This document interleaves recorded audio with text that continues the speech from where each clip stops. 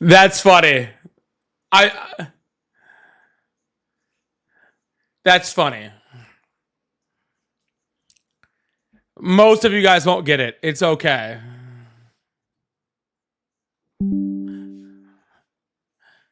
Didn't need help.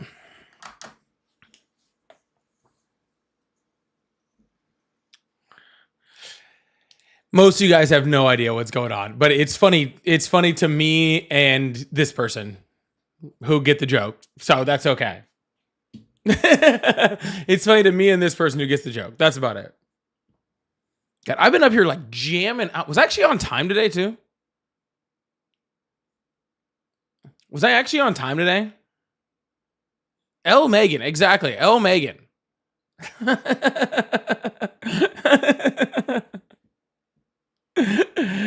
Oh my goodness. All right, that's funny.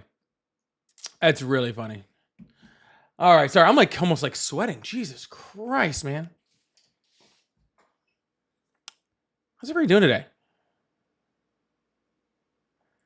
Well, yeah, Carol, I understand for anybody who had to have just left Ari if they get that joke right now. I should go play some music right now. I'm like, no, it's because I've been jamming out over here, dude. Like, usually I get off work just in time enough to like eat and get online. That's about it. And today I had a doctor's appointment, so I got off a little early. I had to have an epidural on my back. And so I got home and like I was just like Ari went on live and I was just listening to music and I was jamming the hell out. Just up here.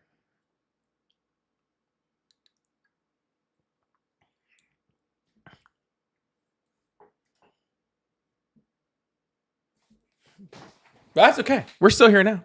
I was just up in my office just jamming. I probably should turn down the AC a bit too.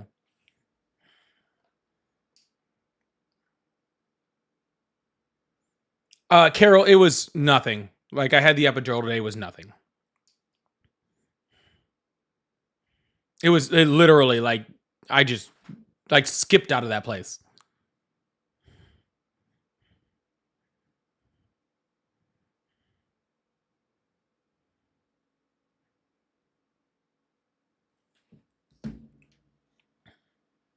Yeah, music is good therapy. I need a little bit more of that.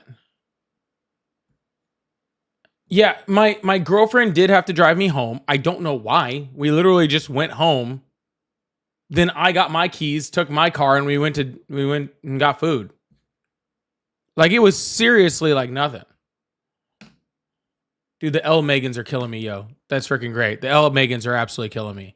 Just right off the bat.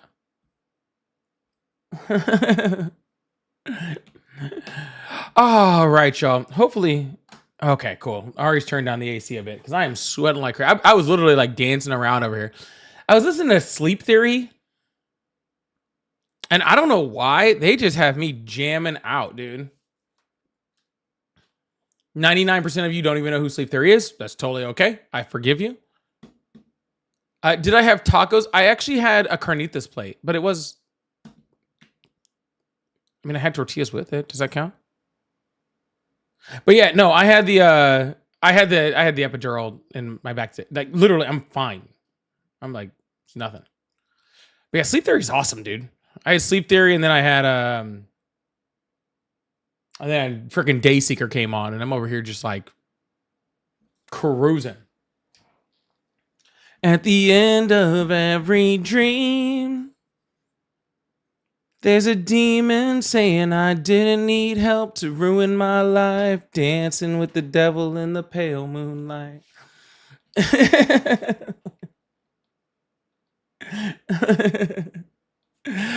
All right. Sorry. I'll let it get off my kick for a little bit. You're sick, Corey. Hold on. So, this is awesome, Corey. This is awesome. I had the chance to see Dayseeker. It was at a music festival. Ari went to go see Dayseeker. I went and saw Incubus.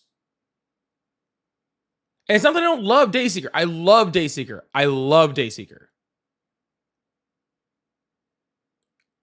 I couldn't. I couldn't turn down seeing Incubus, right? Like hearing Drive live like saved me for a moment. All right. Because the truth of the matter is, like, I'll have another chance. I'll have another chance to see Dayseeker. I'll have another chance to see Dayseeker. I may not ever have another chance to see Incubus. It's just the truth of the matter. It's just truth.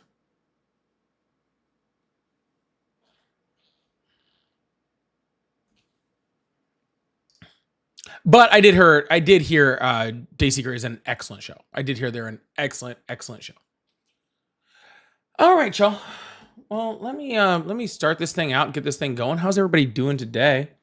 Like I said, I had an epidural today in my back, so I'm doing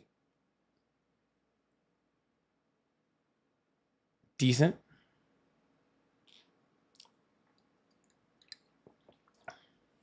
But yeah, I hope everybody else is having a better day than I am. But I'm still having a good day. I'm still having a good day. Yep, got to see all of those live. And for seeing who Dayseeker is, go look up Dayseeker later. Go check them out. They're a really good band. They're really awesome. They're really awesome.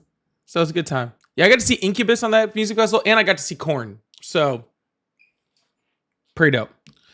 Anywho, we're gonna get moving on with this live.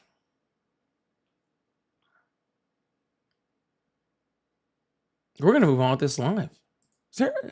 As long as everybody's ready. I mean, if nobody wants me to move on, everybody was. I mean, we can sit here and talk about music for the next 2 hours.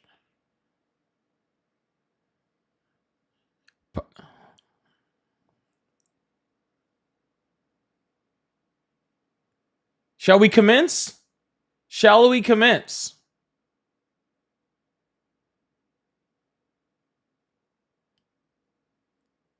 We shall commence. All right. You know when commencement begins, it means I have to put on the headset. I have to put on the headset. My back is hurting a little bit, though. We'll see how long I last. That's okay. All right, y'all. Hope y'all are having a wonderful day. In case you guys are new to this space, this is my little PSA that we do for every single time that we have one of these lives. We do a little PSA. Okay? This is a live where I, being on the left, have conversations with people that support Trump. This is not an echo chamber. I don't sit here and bring up friendlies. So if you're a friendly, I love you. I hope you're awesome. I hope you're having a great day. Don't call my line. Okay? Because then I have to be rude to you and hang up the phone on you. And I don't want to do that. Right? I will. But I don't want to have to.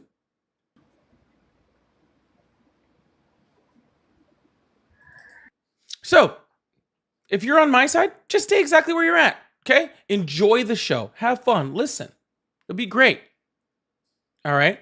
If you support Trump, though, there is a couple ways that you can get a hold of me, get on the live, have some conversation, have some talks, and you can come on up here and have a great time with me. One of the ways is to join the guest box on one of the platforms that are here. The other one is to call the number that's either above my head or to the left of my head, that way of my head, and we'll open up the phone lines. We'll have conversations. That's how this works. It's pretty simple. If you're new here, it is very entertaining. If you don't believe me, well, you can ask anybody here, or you can, just stick around. And we'll have some fun. How about that? Does that sound like a good start, y'all? Does that sound like a good start? All right. Let's open up these phone lines, get this thing going. I really appreciate y'all. Hope y'all are having a great day. I really appreciate that. And let's get this thing moving. Let's get it. Oh, now the phone's been blowing up since I've been on live, but that's okay. It'll stop now. That's all right. I don't mind. It's been blowing up since I've been on live. There's already been like 15 missed phone calls, and now as soon as I turn them on, no one's there. That's okay. We'll get there. It's not a big deal, y'all. I just did that whole PSA, thought we were moving straight into it, and I guess we weren't. That's okay.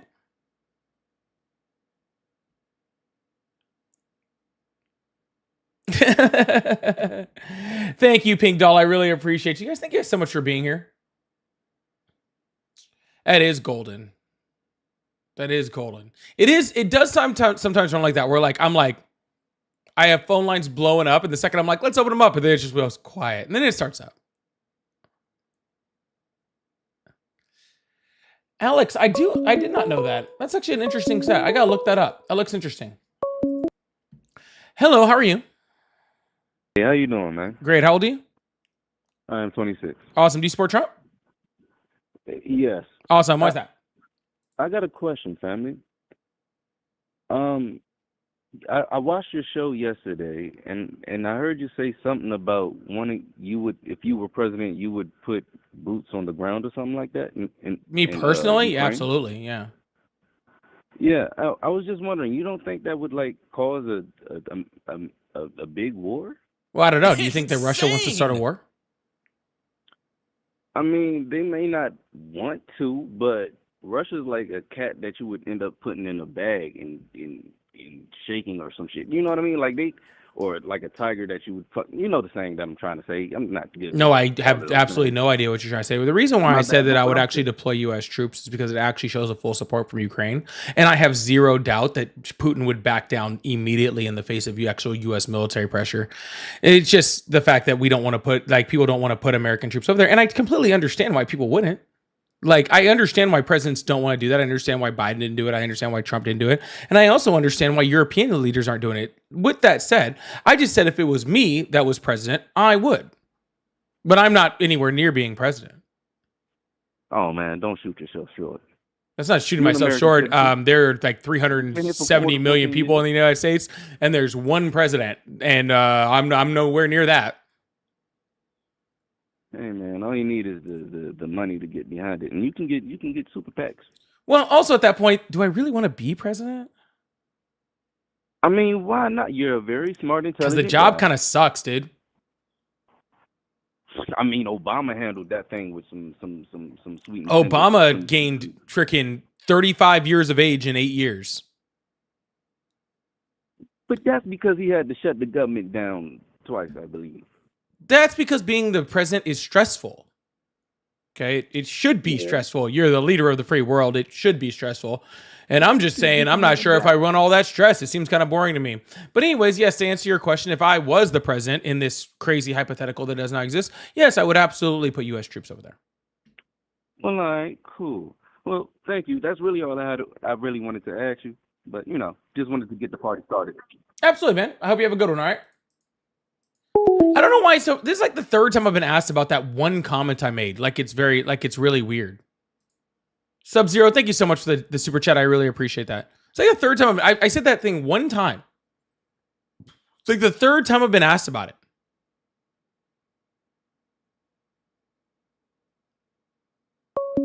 It's just strange that people find that weird. Why do people find that weird? I don't get it. Anyways, hello, how are you? Hey, how's it going? It's going well. How old are you? 28. Awesome. Do you support Trump? So. I would say more than not, but I got. All right. So why do you support Trump? Generally the things that he says that he wants to do, I believe that attracted enough of a voter base that it will actually pressure him to come close to doing those things. What has Donald Trump ever said that he was going to do that he actually did?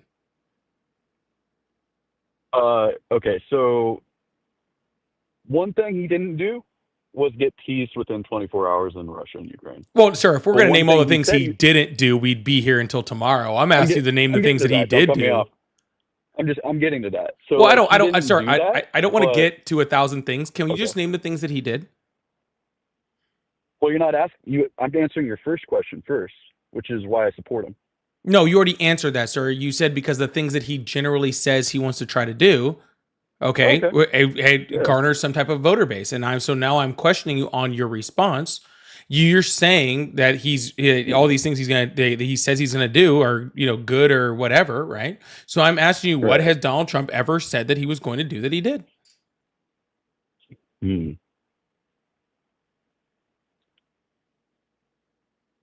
That's a good question. I mean, he certainly sticks to his promises regarding Israel. He does? yeah, continuing the support for Israel. Not that it's a good thing. I'm just saying he's sticking to that promise. It seems to be the only promise he sticks to is stuff related to Israel. Gotcha. So so And you're I'll saying you agree with you support that he Trump doesn't because of keep the a lot of things he promises. says he's going to do, but the only thing that you can say that he has actually executed on is the one thing you say is bad. So why do you support Trump? I think you're picking apart things that I'm saying, and I'll tell you why I support Trump again. Of course I Is am, that sir. He has. I'll tell you. All right. Well, then I'll tell you before you pick apart more things. I agree with the fact that Trump wants to handle immigration differently than it's been handled, and so I believe that that's attracted enough of a voter base Yeah. that can pressure him into maybe sticking to at least close to those things. Yeah, Biden So also trying wanted to hold him handle to some kind immigration of different standard. than things had been handled. Obama also wanted to handle things different than immigration had been handled. That doesn't make Donald Trump's. Biden and Kamala or Biden and Harris, like They had three different what did they immigration say bills that about? would have. They had three different immigration bills that would have completely changed the way we saw immigration, including the final bill, which was literally written by Republicans, majority Republicans, that would have completely rewritten our immigration law. Well, what would they have done with immigration, if you don't want me to ask? Well, sir, it's a very large bill. You can go look at it, but what do you want done? I want amnesty for like a small group of people and have certain standards. And for most of the people that are here illegally, I would like them deported. Why? Yeah. But I don't think that's happening under Trump. Not even, I said why? Not even, oh, why? Yeah, why? Because, okay, well, that's also a big, not a big bill, but that's a big long answer. But All right, I'm listening. Why do you want them deported? Plays into the prices of things, living expenses, basically standard of living in America is down partially because of the massive influx of illegal immigration. And it's partly due to other things as well. You know, the central banking system, the way we print our money, interest rates, the hoarding of wealth amongst the older generations. Gotcha. You know, So first of all, 50% of our wealth is not owned by people under 50. So I think first of all, crazy. You said the price of things are affected by immigrants. You're 100% correct. If we were to get rid of the immigrants, like you said, our prices of things would skyrocket. Right? 100. Well, that's not really. That's. Why. I mean, you can explain why all you want, sir. But how are you going to explain how companies that have cheaper labor are now going to have more expensive labor, but prices of things are going to go down? Because the amount of so if you talk about like agriculture, for instance, the amount of illegal immigrants that are in agriculture. By the way, this entire premise of like we need cheap labor. I'm not making I'm not making a case of that we need cheap labor. You're saying that prices of things would be affected. You said that prices of things would be affected. You are right. The prices of things would be affected. If you raise labor costs on products, then product prices go up. Generally, I believe the inverse. So can I explain my point of view? I guess on that. Yeah, you can do. Like, I was allowing you to do that before, but then you started saying that I was making a claim that I wasn't. Yeah, and I want. Of course, you can correct me on that. I'm sorry, but the reason I think prices would go down is like for one thing, there's this kind of general assumption that a lot of our agricultural industry is being held up, and the foundation of it is illegal immigrants. Only 2% of people that are here illegally are working in agriculture. That doesn't have much to do with my point, sir. Well, it has to do with the price of food goods. Yeah, but I'm not talking about the price of food. I'm talking about the price of goods in general. Okay, but cost to produce something, we have to kind of look at specifics. Like, I mean, it would be easier if we actually look at a specific industry. So if we take agriculture and illegals were taken out of the country, 2%, you know, like we're trying to say that the cheap labor that we would have, we would lose that, so the prices of things would go high. I don't think that the case would happen with food. Of course it would happen with food, sir. If you double the prices of 2% of the workforce in an industry, prices would go up. They wouldn't go down. Yeah, but of course I would agree with that. Okay, how about this? How we just get to a point, because this is kind of like having its cost. This is kind of pointless. How would undocumented immigrants leaving make prices go down? Because everybody needs a home. Everybody needs food. No, I'm talking about price of consumer goods. Here, I'm not talking about the price of housing. You said the prices of things would go up, the price of things would be affected, and housing would be affected. You said those is two different things. Yes, you did. So I'm asking about the prices of consumer goods first, and then if you want to go to housing, that's fine. Okay, consumer goods. Would that include food? That would include food, but it would not be just food. Okay, great. Okay, so am I right? Correct me if I'm wrong. You did just say a second ago or 30 seconds ago that the price of food would not go down in an industry if the prices of labor doubled, right? And what I'm trying to say is that the prices of labor in, let's say, to create food would not double because there aren't actually that many illegal immigrants in that industry. You said there was 2%. That's not very much. Correct. Awesome. So please explain to me, sir, for the second time I'm asking you, how doubling the wages of 2% of the workforce would make prices go down. We wouldn't be doubling the cost. Sir, increase it 1%. In Please explain to me how it makes prices go down. Increasing what 1%? I'm not increasing the price of labor in the agricultural industry. So you said that 2% of people in the agriculture industry are undocumented immigrants, correct? 2% of illegals work in agriculture. So gotcha. They're slightly different.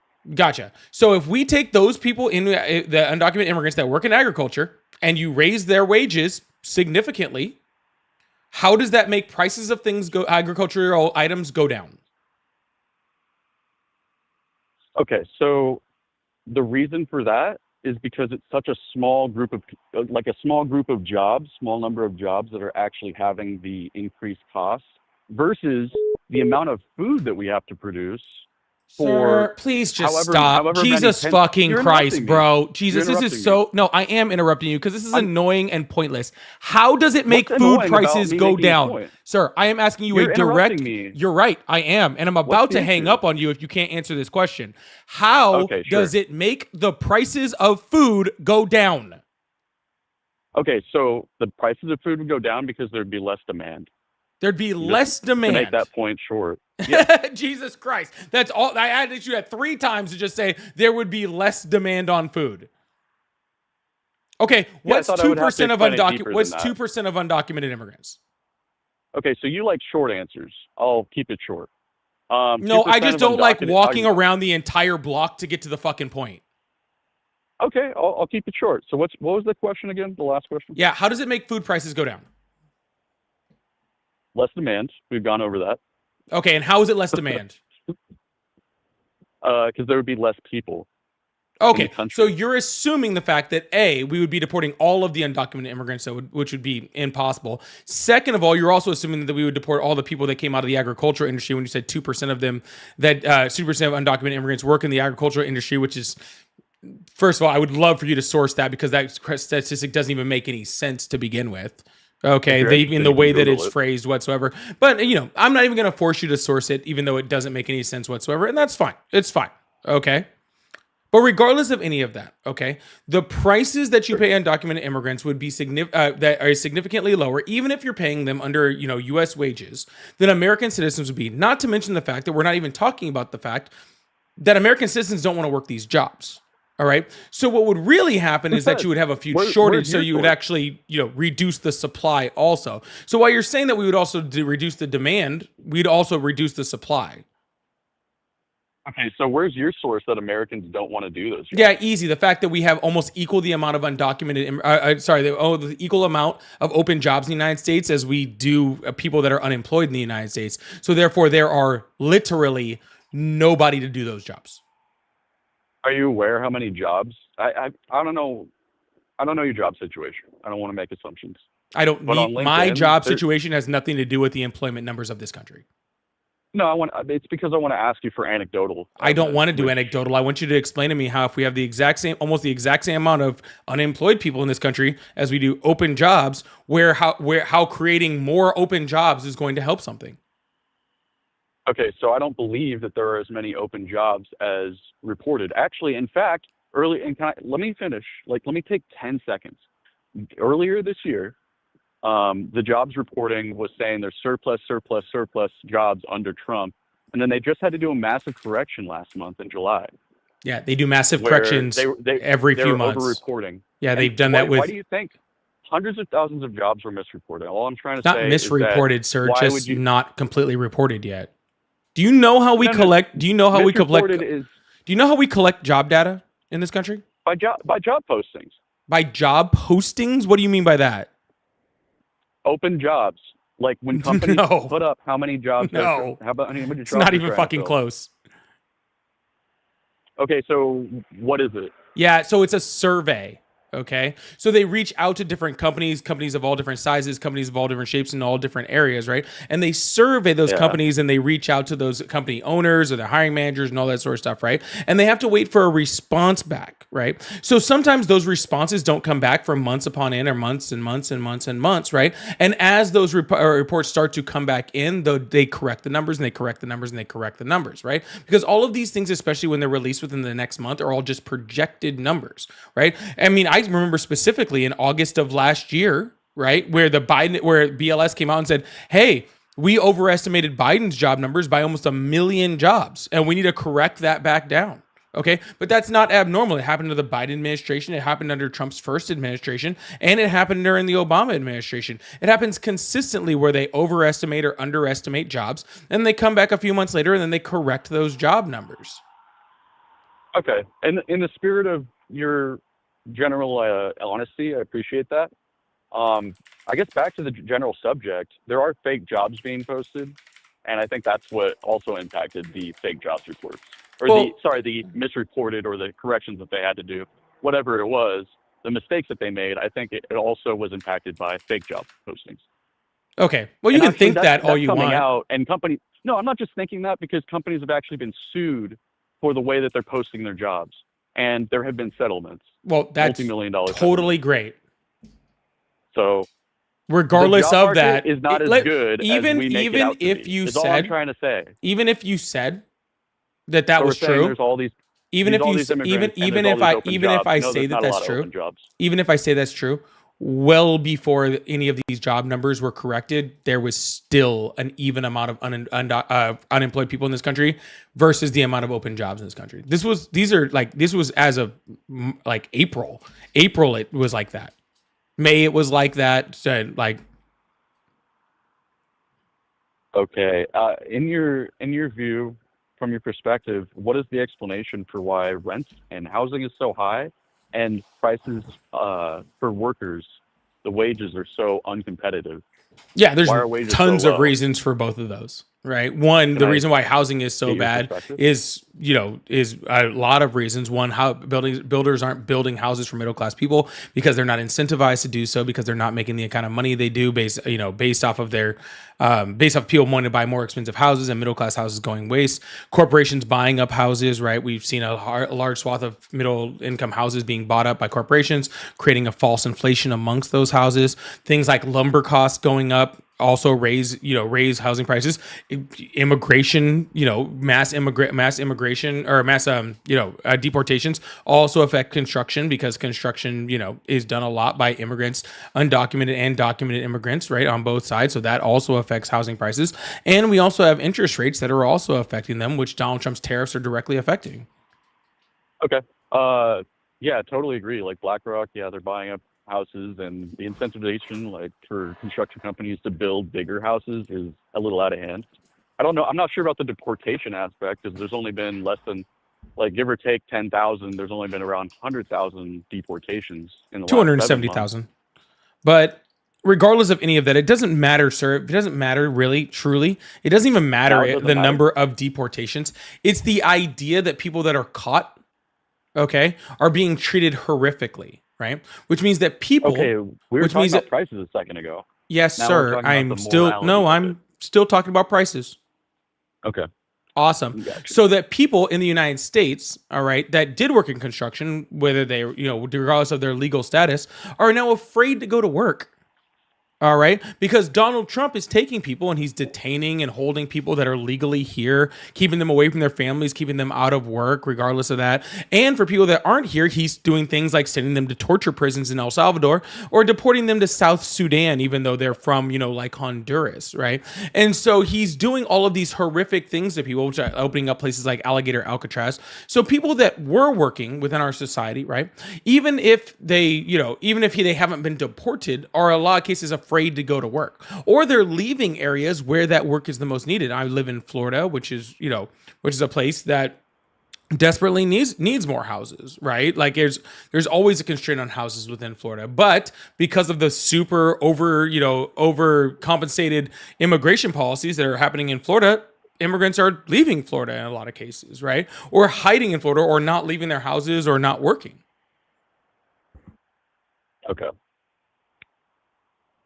That I could see happening. I could see that affecting a wider group of people, and it would be impossible to count that. So I can see that being a big number. Right, but even before all of this is hit, the immigration thing is a minute part of why our housing system is broken in the United States. And there's tons of other reasons, which is why it was really so sad that Kamala Harris, who, again, not saying she was perfect on any way, shape, or form, but at least had a plan in which she wanted to institute that would have helped our housing market. And Donald Trump never had one, and yet somehow Donald Trump got elected. Trump never had a plan about housing? What was his plan? No, that was a sincere question. No. I don't actually know. No. If he said anything about housing. Yeah, when he was asked about housing, they would go, Donald Trump, what are you going to do about housing? He'd go, elect me. That's all you need. All I need is to become the president, and I'll do all the things. I'll make your lives beautiful. I will spread pixie dust across all of your faces. Drill, baby, drill. We'll make all the houses. I have 42 million houses that are sitting in my backyard. I will place them in your neighborhood and give them to you with a white picket fence and 2 dogs. All I need is to become president. Please don't send me to prison. You know what though? The drill baby drill, I got to give you some credit. I remember, so I'm a conservative. You can already pick that up.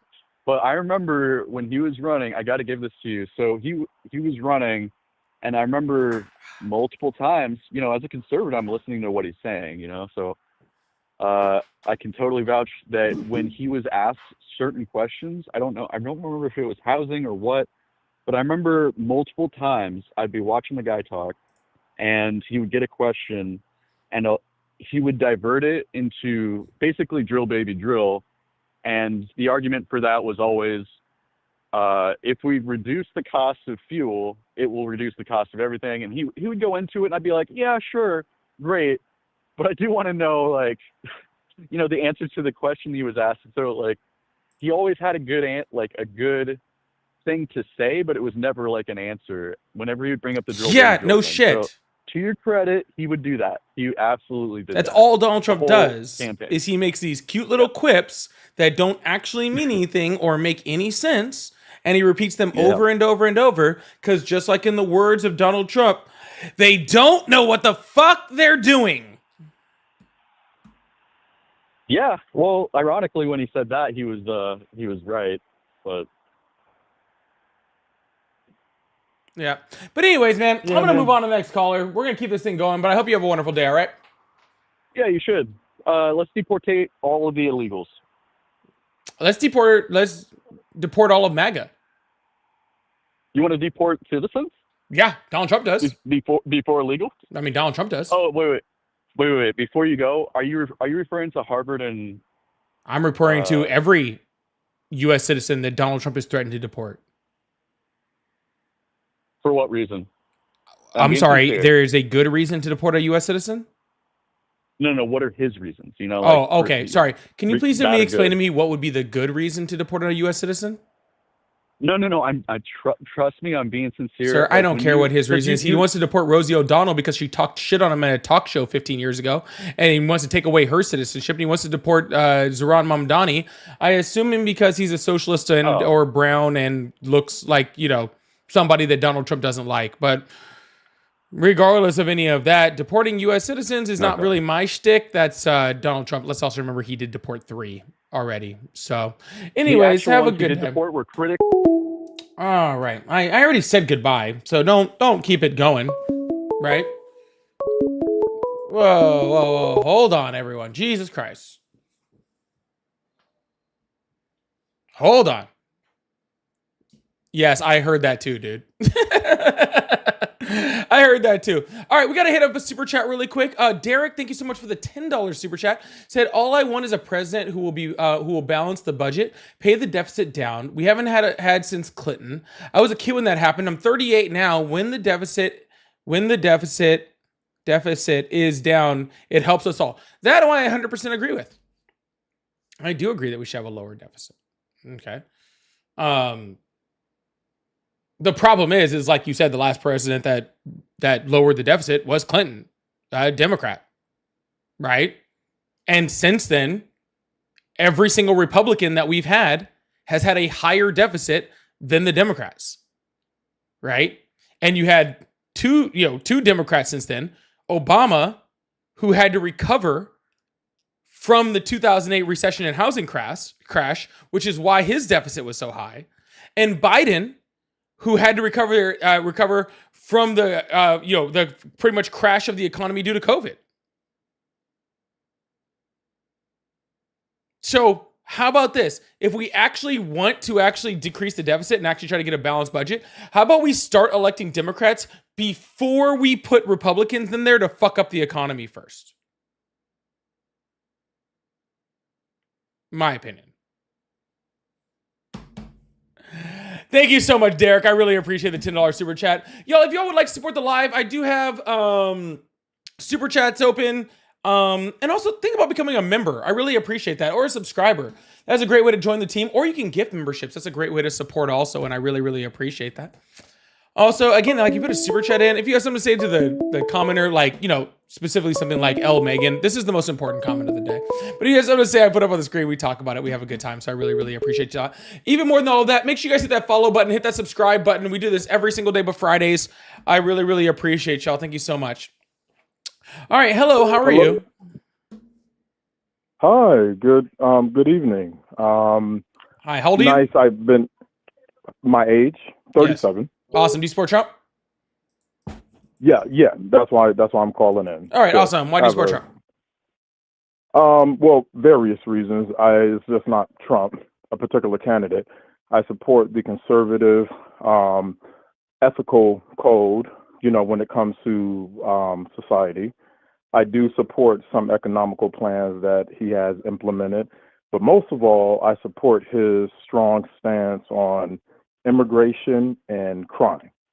Those are like so you support like the super ethical things that Republicans do, like try to redact Donald Trump's name out of the e-files, or no, try to lower the age of consent in Republican states, or you're delegating it like to maybe defrauding children's cancer charities. No, you said the ethical. You said the ethical code of the conservative, not Donald Trump. So you're saying Donald Trump's not a conservative? No. He is the conservative president. I'm talking about conservatism. Is he a conservative? Yes or no? It's irrelevant what he is. Well, you can think it's irrelevant, but it's relevant to me. So answer the question. I support the conservative code. I support that he believes that marriage is between a man and a woman. And then another woman, and then another woman, and then a porn star. Well, that's him. I'm telling you, I support the conservative belief. Right, but I'm not asking you if you support. Man? No, sir, because I don't give a fuck. Okay, you're asking me why I support Trump. I told you why I support Trump. I don't care if you support the conservative belief. I do not have a banner up above my head that says, do you support conservatives? Because if I did, then every conservative that came up here would be on my side, because no real conservative actually supports Trump. So I'm asking why you support Trump, because Trump... I just told you his stance on immigration. And his stance on immigration, awesome. So what stance on immigration? Hold on. Sir, no, I don't want to hold on, sir. You're going in the past. I want to go to the future. What stance on immigration? What do you mean what stance on immigration? You say you support his stance on immigration. What stance? I believe in a legal way to, become a citizen, a U.S. citizen. I don't believe that you should cross the border illegally and be rewarded with citizenship. I have family, I have friends who went through the legal channel, and they took years and years. That test, a lot of people could not pass that U.S. citizenship test. I doubt you could pass it. And they went through those channels. Are you a U.S. citizen? And they became, Tom? Are you a U.S. citizen? Yeah, I am a U.S. Do you think you could pass the test? I don't know. It's tough, maybe. But maybe you're apparently qualifying people by saying whether they can pass a test or not. So I'm just wondering if you think you could take. You can make it. I'm sorry. Say that again. You're qualifying whether someone can pass a test or not on whether they deserve to be a U.S. citizen. I never said that. Yes, I never said that. I simply made an assertion that the test is difficult, and they went through those channels in order to become a U.S. citizen. And what channels were under the Biden administration that they were allowed to go to become U.S. citizens that didn't take a lot of work and years and all the hard work, same work that everybody else did? It didn't. They were allowed to seek asylum. When first, let me establish definitions with you. Do you know what an asylum seeker is? I've never even heard the word asylum. Okay, I'm not trying to be facetious. I'm asking you to be, and I'm not serious. Being facetious at all. I didn't know that was a word. Okay, well, what is the word? Maybe the enunciation or pronunciation of the word is wrong, and I don't know. You never heard of that word? Asylum? No. Asylum? Oh, asylum. I've heard of that one a few times. Okay, so all right, you're playing semantics here. I'm not English language? I'm not trying to have an intellect battle with you. I'm trying to have obviously a robust conversation with you. Okay, if you were so smart, I'm pretty sure you were a professor. If you're going to sit here and use ad hominem tu quoque attacks and red herring, what ad hominem did they use? Yeah. What ad hominem did I use? Okay, so like I said, I'm not here. What ad hominem did I use? Tu quoque attack, where you attack somebody's character or person. Awesome. How did I attack your character? Well, you're a conservative. I am a conservative, so you're attacking conservatives. So you're no, I'm not. I'm actually saying conservatives would be on my side. Listen, let me draw you back. You're acting like a child. Let me draw you back in. We're trying to whatever you need, sweetheart. You have an opposing side. I have an opposing side. I don't know what your side is, sir. I've never heard of Asylum. Okay, I just told you why I supported Trump. Sounds like on a country. Immigration and his toughness on crime. Where's Asylum? Okay, so you tell me. Anyways, you were defining Asylum. So where's Asylum and what's his population? Okay, so you tell me what's your stance on crime, because crime is my. We're not talking about crime, sir. We're talking about Asylum. No. I'm talking about crime. I'm giving you. No, you don't get to just switch Trump. up on me, sir. I'm in the mode of talking about Asylum. Sir, you want to hold on to some small victory over I could care less about wrong pronounced word. Sir, victory over you is like taking candy from a baby. Sir, that's not a real good victory. You're acting like a child. You're acting like a child. Dude, I can't even call you liberal because I know a lot of liberal people. There were a lot of people deported we're trying to have a conversation where it goes. I support Trump's mode on crime. I support him and what he's doing with crime. Okay, I guess we're just switching subjects. Do you agree or disagree with Trump? On what? On crime. What about crime? Do you agree with what he's doing with crime? He sent the Coast Guard to Washington, D.C. Do you agree with how he's going about trying to handle crime? Bro, if he sent the Coast Guard to Washington, D.C., then fucking, I give him all the props. Whoever he sent to Washington, D.C. Just whoever? Just whoever? He enacted the military. I heard they came from San Diego. They actually floated all the way over there. It was pretty impressive. To go help with crime in Washington, D.C. Do you agree? How's the Coast Guard helping in D.C.? Okay. He sent the military to Washington, D.C. to help with crime. Do you agree with his stance on sending the military to help curtail crime in Washington, D.C.? So you're asking me. You don't have to repeat it. You don't have to repeat it to try to make yourself sound smarter than what you are. Well, you just go ahead and Go ahead and talk, and then I'll answer whenever you're finished. Okay, thank you. Do you agree with what he did in Washington, D.C.? You know, so you're asking me Washington, D.C. Yes. Whether or not I agree with people that are not law enforcement officers that cannot enforce crime being sent to a city to enforce crime. No, Yes. I would not be a fan of people that are not law enforcement officials and have no ability to enforce crime and have no ability to reduce crime in being sent in to reduce crime. That would be insane. Yeah. Okay. So how would you curtail crime in, let's say, South Side of Chicago or a place where crime is rampant? What would you do? Well, first of all, DC was at a 30-year low in crime. No, it wasn't. You It have was. Joe Scarborough from MSNBC, now MSN Now, disagreed with Simone, one of his Couldn't give a prominent shit. guests on the FBI show, stats that show said, that freaking FBI, the yeah, FBI stats it doesn't and matter. local crime You stats all can't say show crime statistics data. lie when it says the highest black on black crime is Black on black crime doesn't exist, but we're not talking about that. Are you saying that he I'm just deployed telling the you, Coast Guard to solve Democrats black say on black that crime? those stats are fake. What stats? I'm telling you, Democrats say that those What stats are stats? fake. The stats on blacks killing blacks way higher than any other race. Awesome. Where can I find that stat? You can find the Federal Bureau of Investigation, Table 43. Come on now, you're smart. FBI Table 43. At least you act let's like put it. that up there. Yeah, you act like it. Come Yeah, on, sir. you know that. Of course I know what you're talking about. That's why I'm pulling it up to make you look stupid. I know. That's why you're pulling it up. I'm pulling it up to make you look Don't stupid, Google. sir. Okay, go. Please make me look stupid.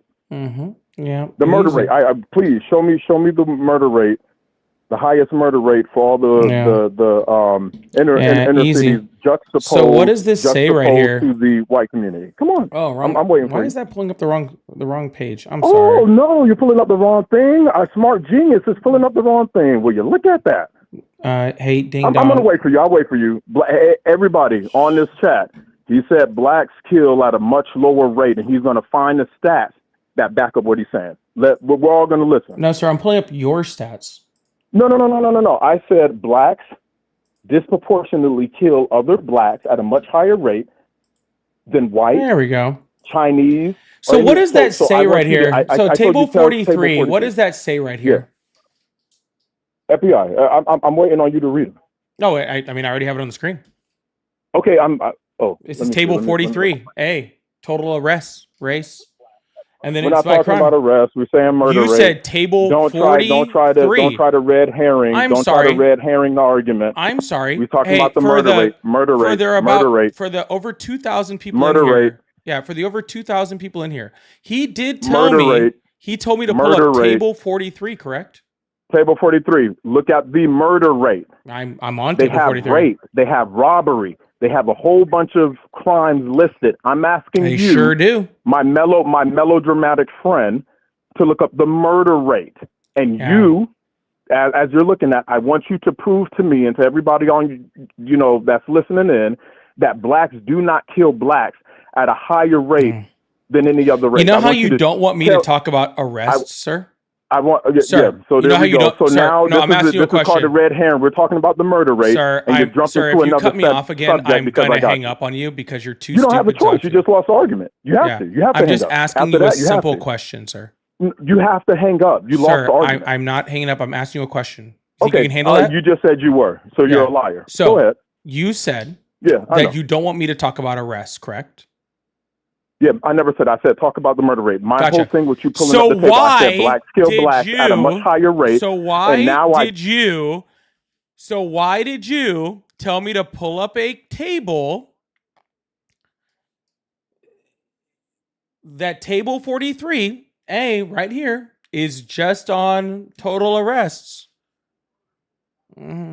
Yeah, because this is just about arrests and doesn't show exonerations and it doesn't show convictions. Okay.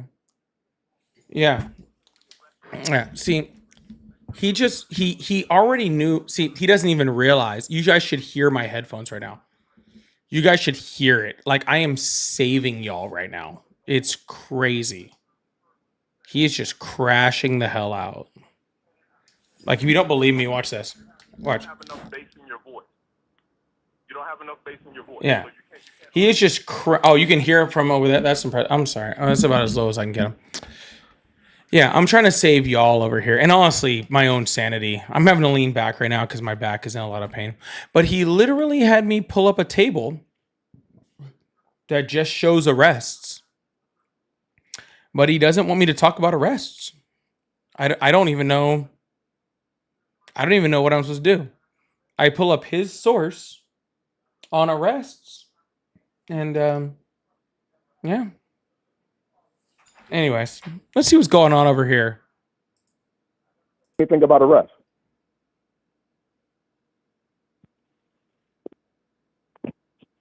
Oh, you're done. That's good. No, I'm not done. You're done.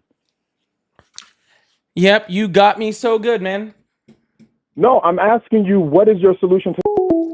All right, cool. Anywho, y'all, make sure you guys hit that sub button, hit that follow button. I really, really appreciate y'all. Thank you guys so much. I really, really appreciate that. Sorry, I'm kind of leaning back today. I'm kind of in more like a chilled out mode because my back is killing me. Oh my God, I had an epidural on my back today. Absolutely killing me. But it was funny how he freaked out about me talking about arrests when he asked me to pull up a chart on arrests. Interesting. Sub-Zero, thank you so much for the $2 super chat. Says he's like talking to an aggressive chihuahua. He's like, never. I can't even say what I was gonna say. I can't even say what I was gonna say. What I was gonna say is, I'm pretty sure will get me in trouble, so I don't want to say it. Dude, he's like, yo quiero taco negro, dude. Fucking.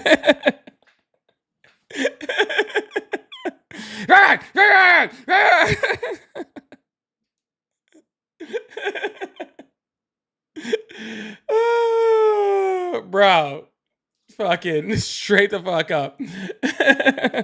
Y'all, I'm gonna move on to the next caller. I really appreciate y'all. If you guys would like to support the live, I do have super chats open like I have above. Also, let's see if we can get to 10 more subs tonight too. Make sure, or it's not subs, 2 more members on YouTube. Consider becoming a paid member. I really appreciate that. For less than a cup of coffee a day, you could support a left-leaning creator like myself. And when I say leaning, I mean like leaning the fuck out of the place. Anyways, let's open up these phones. Dagger, thank you so much for the $20 over on Venmo. Said it's annoying how stupid people are. Yeah, it's impressive, Dagger. I really do say it is impressive. Like that guy was like, he was rough. But thank you so much, Dagger. I really, really appreciate that. Hello, how are you? Goodbye. Hello, how are you? Hey, it's me again. What's up, man? Hi, who are you? I'm the guy that talked to you a couple days ago. I have a question to ask you. You said that was chart 43A. Look on chart 43B. I think there's another supplement chart to Awesome. that. What's in chart 43B? I don't know. I haven't looked. I'm just guessing. Well, then I'm saying, not going to look if you're going to tell me that you don't know what's on there and I don't know what's on there. Why am I looking it up? Because the guy said chart 43. You said it was 43A, so he probably didn't know. He probably mistaken. That guy didn't know much of anything. Well, I have a question. When you don't agree with somebody, you basically interrupt them and put them down, and you don't let them make their points. Why do you do that, sir? Well, I don't agree with you right now, and I'm not doing any of those things. So that kind of proves your point wrong, doesn't it? It sounds. You know what I'm talking about. And then somebody says a word wrong, you pick on them and everything. Bro, how are you gonna how are you gonna have a nice day. How are you gonna argue asylum when you don't know what the word is?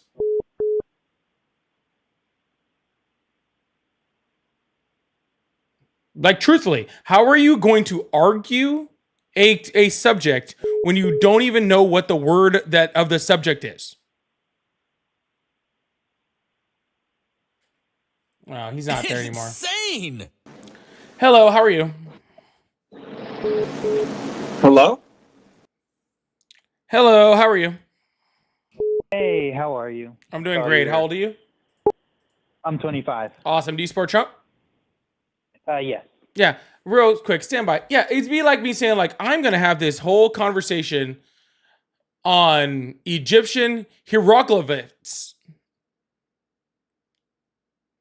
You know, the writings on the wall, hieroglyphs. I'm just going to write them.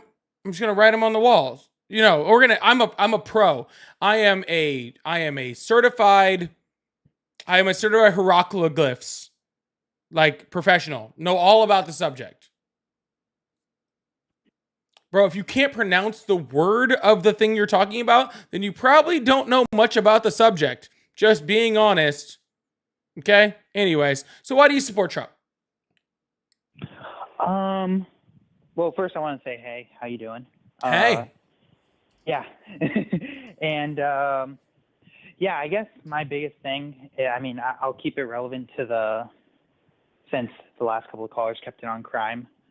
I would say that, yeah, I would support the National Guard being in DC.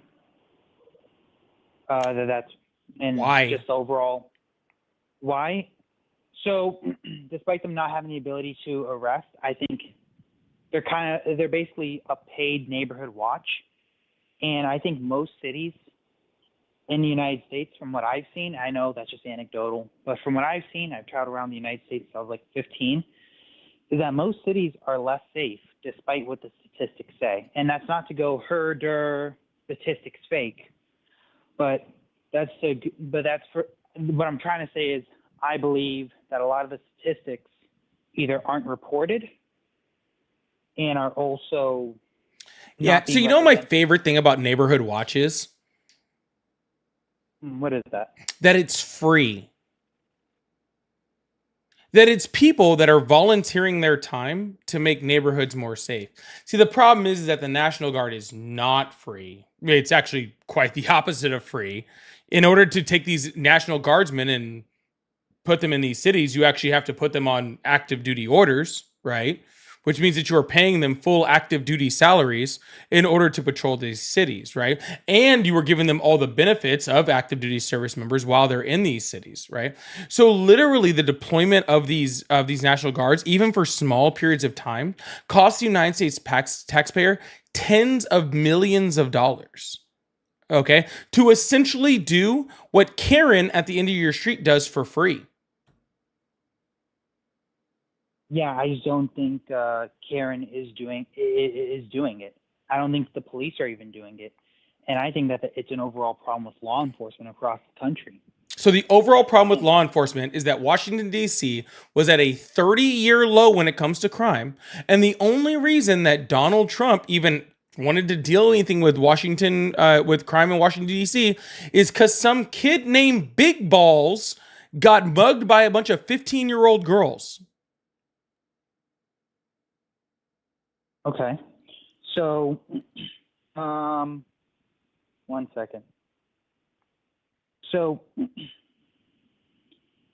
I'll give you an example. So in 2024, DC Police Commander Michael Pulliam was placed on leave after he and other in DC Command directed officers to downgrade felonious reports and alter crime clarifications such as felonious assault.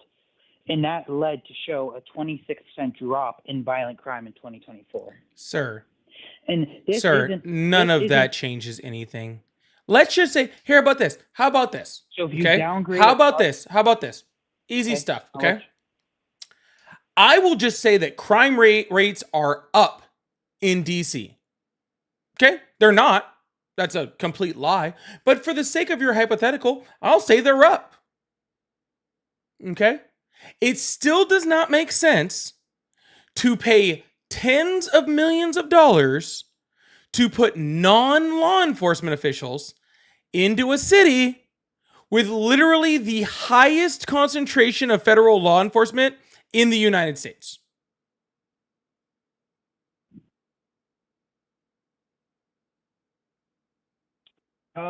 So I guess we can agree that's not the most efficient solution, but for me, I am okay with a solution. Yeah, awesome. So saying that's not the most efficient solution, okay, would be like literally saying that it's not the most efficient solution to turn on a fire hydrant for the next week to put out a match. Okay. You're right. You could dumb it down and play it all the way down to it's not the most efficient solution. That is a way to word it, but the more correct way to word it would be like, this is incredibly stupid. You could have just blown on the match and it would have gone out. Okay. So what would you suggest is the equivalent for blowing on the match? Again, sir, the highest concentration of federal agents in the United States. Who's in charge of federal agents in the United States? Okay, I understand what you're saying. Oh, yeah. It would be the president. So the president could activate all of these federal agents whenever he wanted to if he really thought crime was that big of a problem. But he didn't do that. Why do you think that the president of the United States didn't activate all of these federal agents to do crime and instead to try to slow down crime, and instead activated a bunch of people who can't do crime enforcement and put them in the city instead and wasted all your tax dollars? Why do you think he did that? Why? I'm not sure. Why would you say? Oh, it's pretty simple, because he has no will or competency to actually do anything to slow down crime. He also doesn't give a shit about slowing down crime. He couldn't care less. Okay. Donald Trump cares about making a show of things.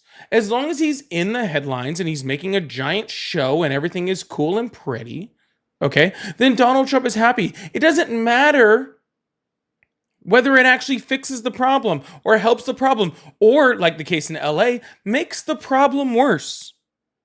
Okay? Donald Trump only cares that he can be like, I'm turning the military against everybody. And the secondary little thing that he gets out of there is he gets to turn the US military against the American people, because that's what authoritarian dictators do that commit human rights violations all across the world.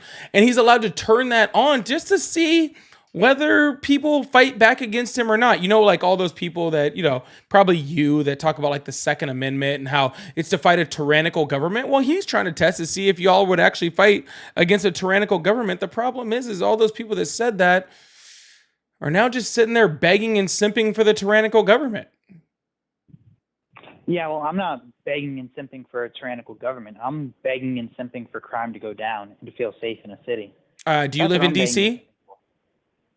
No, I live in St. Louis. Awesome. So how about you let DC worry about their own crime rate, considering, again, it was at a 30-year low? And I don't believe that it was at a 30-year low. I don't care. So, again, I could not give a shit, because you don't live in that city, and the crime statistics out of that city do show that it was at a 30-year low. Okay, so you are worried about a city you are worried about a city that you don't live in, whose crime was at a 30-year low, whose citizens are reporting that not even, like, here's the funny part, the citizens in that city are reporting, and there's tons of reporting all across about this, that the places where the crime actually is in Washington, D.C., that's not even where he deployed the National Guard to. He deployed them to upper middle class neighborhoods where the crime wasn't even bad. Like the places of DC where the least amount of crime is happening, that's where the National Guard is. They're guarding Soul Cycles and Chipotles. Okay. Can I get a word in, please?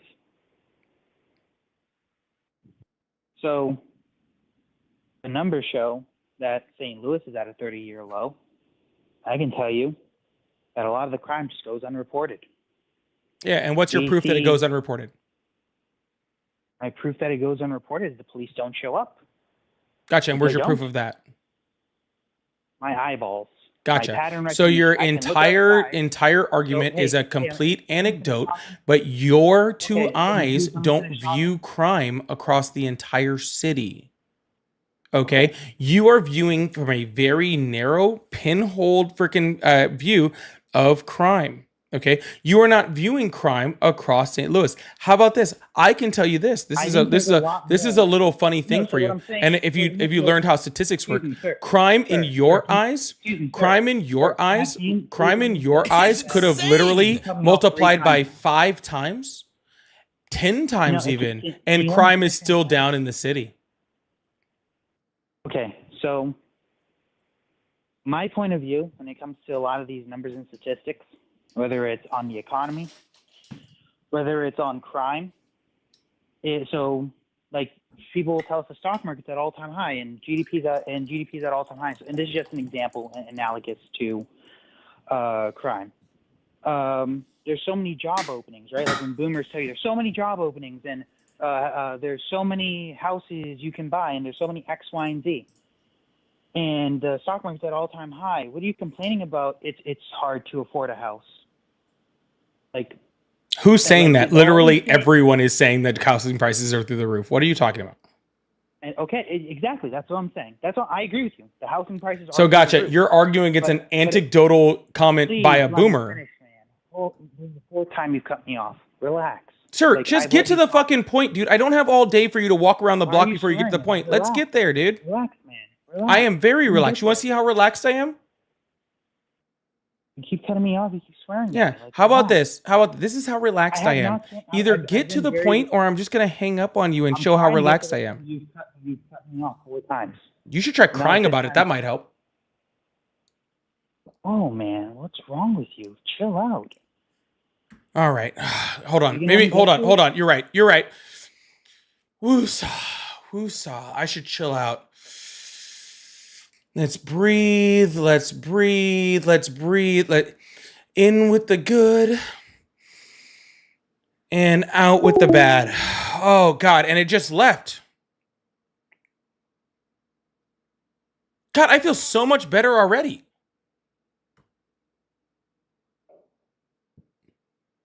Wow. You know what? That caller was right. I just feel so much more relieved right now. I feel like an entire weight is off my shoulders. Oh, I don't know what that feeling was. Oh, God. It felt good, though. It felt good. It was just like an entire relief off my shoulder. Oh. Couldn't put a finger on it. Sometimes good things just happen in your life, okay? Good things just happen in life, and you gotta allow them to come. All right. Pixie, thank you so much for the $5 super chat. Said, hope your back feels better. Tip, get an amazing hoodie to cozy up in. Pixie, I'm so glad you got your hoodie from last month's giveaway for my members and subs. One of the 2 hoodies that was given away last week. Last month. So I really appreciate it. I'm glad you're doing. I hope you're doing much better from your surgery. I really appreciate that. Thank you so much. And Stun Ever said, bro, keep grinding. You're making a difference. Thank you so much. I really, really appreciate that also. And Whitney, thank you so much for the 1 gifted over on YouTube. I really appreciate that. Yo, make sure you guys hit that sub button, hit that follow button. I really, really appreciate you guys. Thank you so much. If you guys would like to support, again, as you guys are seeing, super chats, got those gifted memberships. I'm 1 out of 9 today. I'm getting 10 today. I want 10 today. I'm 9 left. So if you guys would like to support, that's a great way to do it also. I really appreciate you guys. Thank you so much. We're going to open up these phone lines, keep this thing moving.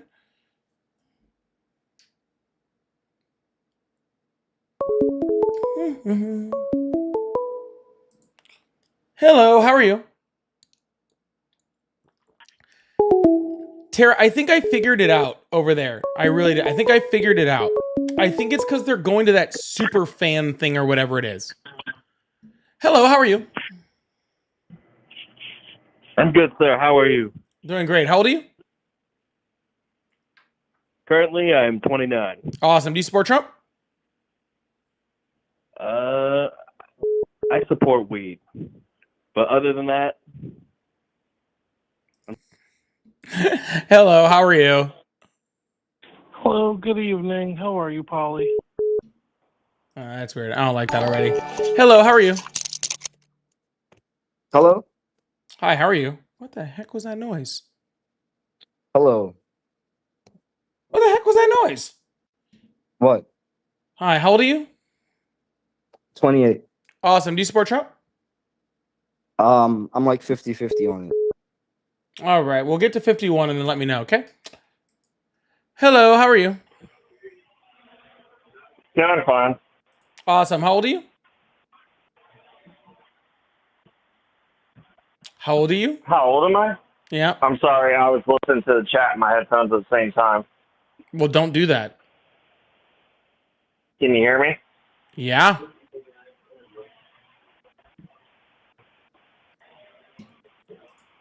Bro. Jesus Christ. Whitney, thank you so much for the 2nd gifted. I really, really appreciate that. Thank you so much. Bro, calling is not that hard. Hello, how are you? Good, how are you? I'm doing great. How old are you? I am 24. Awesome. Do you support Trump? Yeah. Awesome. Why is that? He's awesome. He's better than the other candidate. Awesome. Then how is he awesome? He's a millionaire. He ran New York City back in the day. Gotcha. So you're saying someone is awesome because he got given money. That's impressive. Yeah, I guess so. But he made a good. He did good stuff with it though. Now he's the president. It turns out so. No, actually, if you calculate his money for inflation, he actually lost money by the time he became president. Better than what Biden was doing. And how's that? That's it? All right. Well, he just left. I was very... Oh, my God. There's so much blood. Jesus Christ. Sorry. Holy crap. Carla, thank you so much for the $5 on Cash App. I really, really appreciate that. Thank you so much. He ran out of juice real quick. That was very strange. Why am I bleeding? Because I had an epidural in my back today. I just pulled the Band-Aid off. Fucking hurts. Hello, how are you?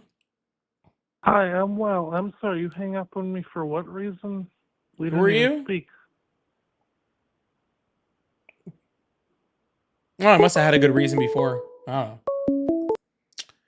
Hello, how are you? All right, it's me again. I'm at 100. I'm at 100. You said to get to 51, bud. You didn't have to be to 100. I support him. You could have just been a 51, bro. You only had 1% to go. All right, man. Say 51 then. Well, are you 51 or 100? Now I'm confused.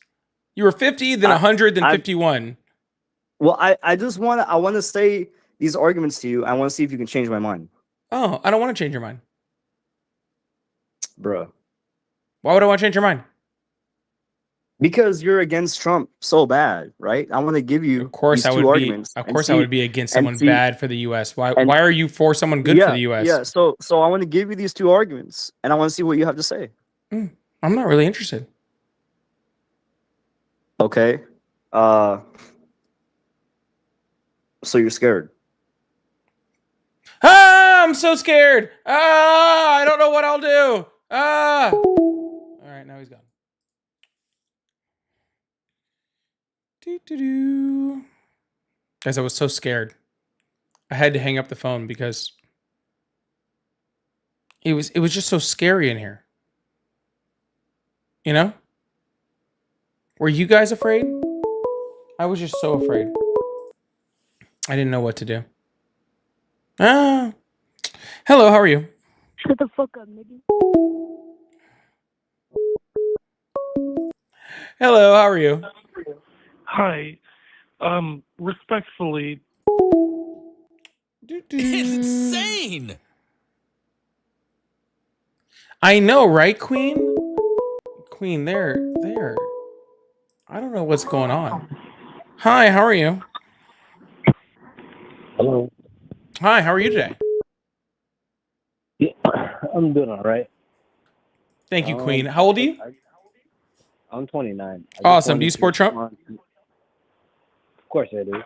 Awesome. Why do you support Trump? I'll get into that. I just wanted to respond with somebody that came into this live and said that he's a millionaire. Actually, he's not a millionaire. He's a billionaire. Correct. Just wanted to fact check on that. Yeah, can I ask you a question? When in the history of ever have billionaires been good people? Today, after six wars were resolved in a matter of less than a year. Awesome. What 6 wars? I'm not gonna open everything and tell you. You know. No, I mean, if you're going to claim that there were 6 wars that were ended, you know, in the last like 6 months, then I'd like to talk about the wars. What 6 wars have been ended? I mean, you can go on CNN and find out. No, I'd rather just talk to you about it. You're the one who made the claim, and if you're going to make the claim, then I would like to hear. The claim. Sir, not did making you no not, claim. sir? Did you just say that 6 wars have been ended? Yes or no?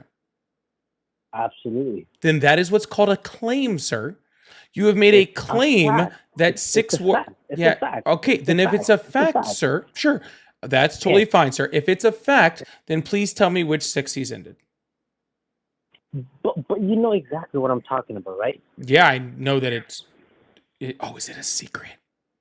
No, come on, keep. Guys, it's a secret, guys. It's 6 wars, but they're secrets. We don't talk about those. It's not a secret. You know it. guys, Not a secret. we all know about the wars. Don't worry about it, guys. Don't worry about if it was 6 wars or not. Okay, there was just 6, and we need to keep it under wraps. Okay, we're gonna take those 6 wars, all of them. We're gonna put them right next to the e-files and how many times Trump's name is in them, and we're just gonna put those, and we're just gonna tuck them on the shelves, and we're not gonna worry about it. Okay, I don't even know why we're still talking about this. Okay, we need to move on as a country. That's what's important. We need to move on as a country. All right, that's what's really important. Are you not actually happy what's going on right now and Trump ending all these wars? What wars, sir? What wars? Yeah, you have no idea what happened with India? I have all sorts of ideas of what happened with India. Yeah. Okay, and that ended, right? Yeah, and where the Prime Minister of India literally came out and said that this was a deal done between us and Pakistan, and Donald Trump had zero to do with it. That's what he said. Mm-hmm. Really? Yep. So Trump made a blatant lie on social media. Yeah, that's Okay. I don't know why you say that, like that part is abnormal. Donald Trump literally most of what he does is lie on social media. That's pretty much his thing. Yeah. What I'm his just trying to whole tell thing you, is there lying was- on there was- social media. That's like his main point to of existence.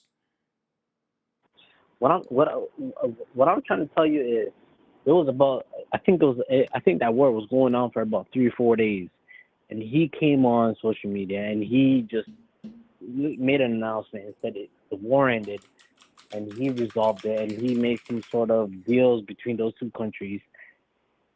And you're trying to say that Trump has zero, like he wasn't in on any other stuff? Sir, you've named one war that the literal Prime Minister of India said he didn't end.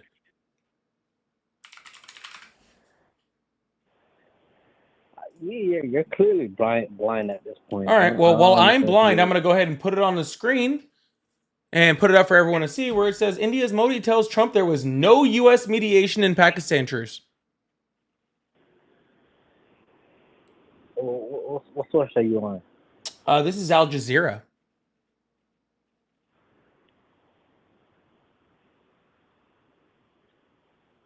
Why do you what is it? It's crazy the fact that you hate Trump this much. Sir, this And has you can't nothing to even- do with hating or liking Trump. You're just believing You his just lies, hate and him. I You just just fact check his hate him. lies. It's literally that You simple. When Donald Trump says something, I fact check it to see if it's true, and you simp and get your mouth covered in orange Cheeto dust. You just hate what Trump did with India. You hate what he did with Iran. You just hate Sir, what he did how with... could I hate something that didn't happen? It happened. I mean, there's no war. There's no war right now. There's no wars going on. Yeah. It would have been a... There's it would've also been a no bloodbath. meteor showers right now. There's also no Would've been- zombies. Should we give Donald Trump credit for the fact that there are no zombies on the planet right now that we know of? It would have been a bloodbath if Biden was... There in would have office been right now. so many zombies if Biden had been continued to be president. There would have Hold been on, hold on, so okay. many zombies, dude. It would have been a wait, crazy wait, amount of wait. zombies. Like all of the zombies. Let me ask you a question. Hold on. Let me ask you a question. Do you really believe Crockett would sit in that Oval Office with 7 European leaders discussing the peace deal between Russia and Ukraine? Crockett? Tell me a Democrat that would sit right in that Oval Office with 7 European leaders. Tell me. Joe Biden. Because he sat in the Biden? office with 7 Biden? European leaders like 24 Hold on, times hold on. while he Wait, was wait, president. What are you talking and- about? And yet, has he done anything? Has he done anything? He's done, more than Donald Trump has. Has he done anything? He did more than Donald Trump has. Okay, Zelenskyy said that Donald Trump's done more within the last 2 weeks. Of course he than did. Biden did for the last 3 years. Of course he did.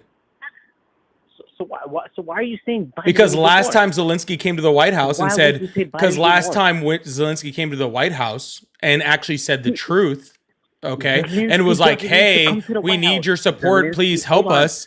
Joe, Zelensky doesn't sir, need be to quiet. come- Sir, be quiet. I'm speaking. When Donald Trump, last time he came to the office and actually said the truth, They said, "Why are you not wearing a suit?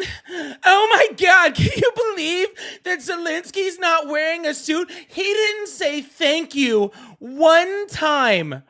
Not one time. You haven't said thank you one time. Stop telling us about all of your citizens that are getting killed every single day. Stop talking to us about the 40,000 children, okay, that have been kidnapped by Russia and the tens of thousands of civilians that have been killed by Russia. You didn't wear a suit and you didn't say thank you."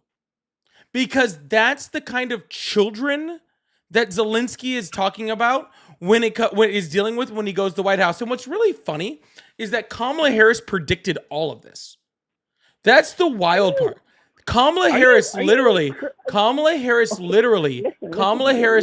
No, I'm not listening. You're listening. crying. You're listening. Okay, no, You're I'm listening. I'm listening. I'm Yeah, you're listening. quiet I'm while listening. you're listening, okay?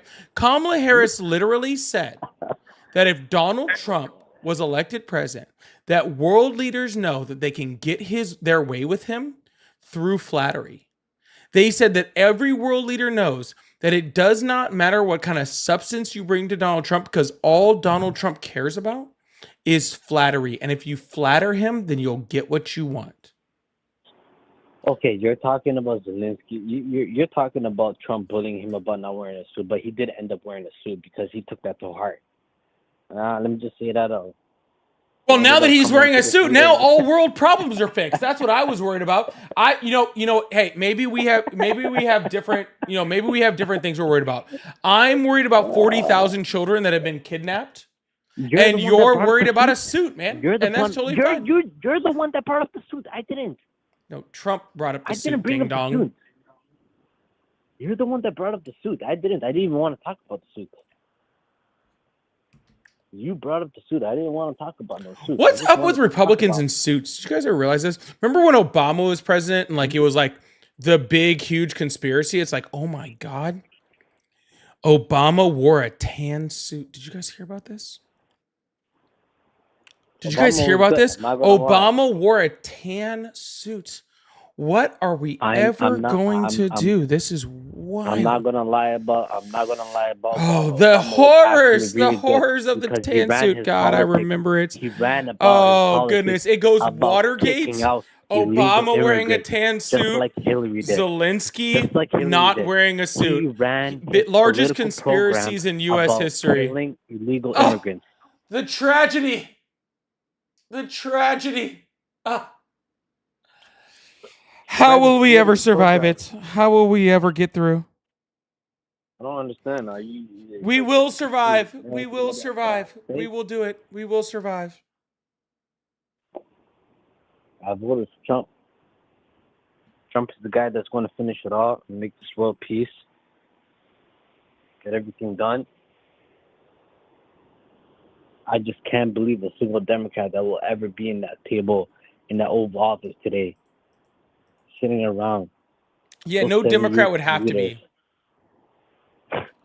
That's the problem with your statement. Is you're right. There wouldn't be a Democrat sitting in that spot. You are 100% right, because there would never be a Democrat that had to be, because a true Democrat wouldn't be simping for fucking Putin. Okay, and sitting there. There's no Democrat that would have been sitting there simping for Putin last week, requiring all of these European leaders to actually have to show up to fight back against Putin. Okay? Any Democrat would have been smart enough. Child, I'm speaking. The only reason those European leaders had to show up is to fight against Donald Trump simping for Putin. And no Democrat would have done that. Listen, the only reason the Democrats never had an impact as Trump is doing right now is because. And what impact is he having? I'm telling you, the Democrats let everybody. Awesome. What impact is he having? Whatever. Hold on. No, just tell me what impact Trump is having. He is making world leaders come to him and draw the line and make world peace. Make peace. Awesome. And how's that peace going? Because he said he was going to end the war between Ukraine and Russia in 24 hours. How's that peace going? Is it done yet? What the Democrats Oh, I don't think it's done yet. What the Democrats were I don't think doing it's done yet. they Didn't were he also say letting he was going to end the Zelensky- war between like Israel and what the Palestine in Democrats 24 were hours doing also? was he was letting No. Zelensky stay where he's Oh. at in Ukraine and Mhm. sending him money. They were like, just stay there. We'll keep sending you money and weapons and weapons. Just stay there. Just stay where you at. Just stay in Ukraine. We're just going to send you money and weapons. That's it. That's exactly what the Democrats were doing. That's it. When Trump came in office, he cut all that off. He told everybody, come to the table. Then he gets up and he walks away. Here's the truth. Can't fight. Can't fight this one out. Oh, he ignored me. I'm not going to repeat myself. Oh yeah, man. I'm I not was gonna- I was listening to all of that. That was intriguing. I am not going to repeat myself. Oh no, I wouldn't expect that, dude. It was so intriguing and intricate. I couldn't imagine that you would repeat it again. Like, I mean, honestly, I think we're all good. Like, I think we learned our lesson. Yeah, we got it.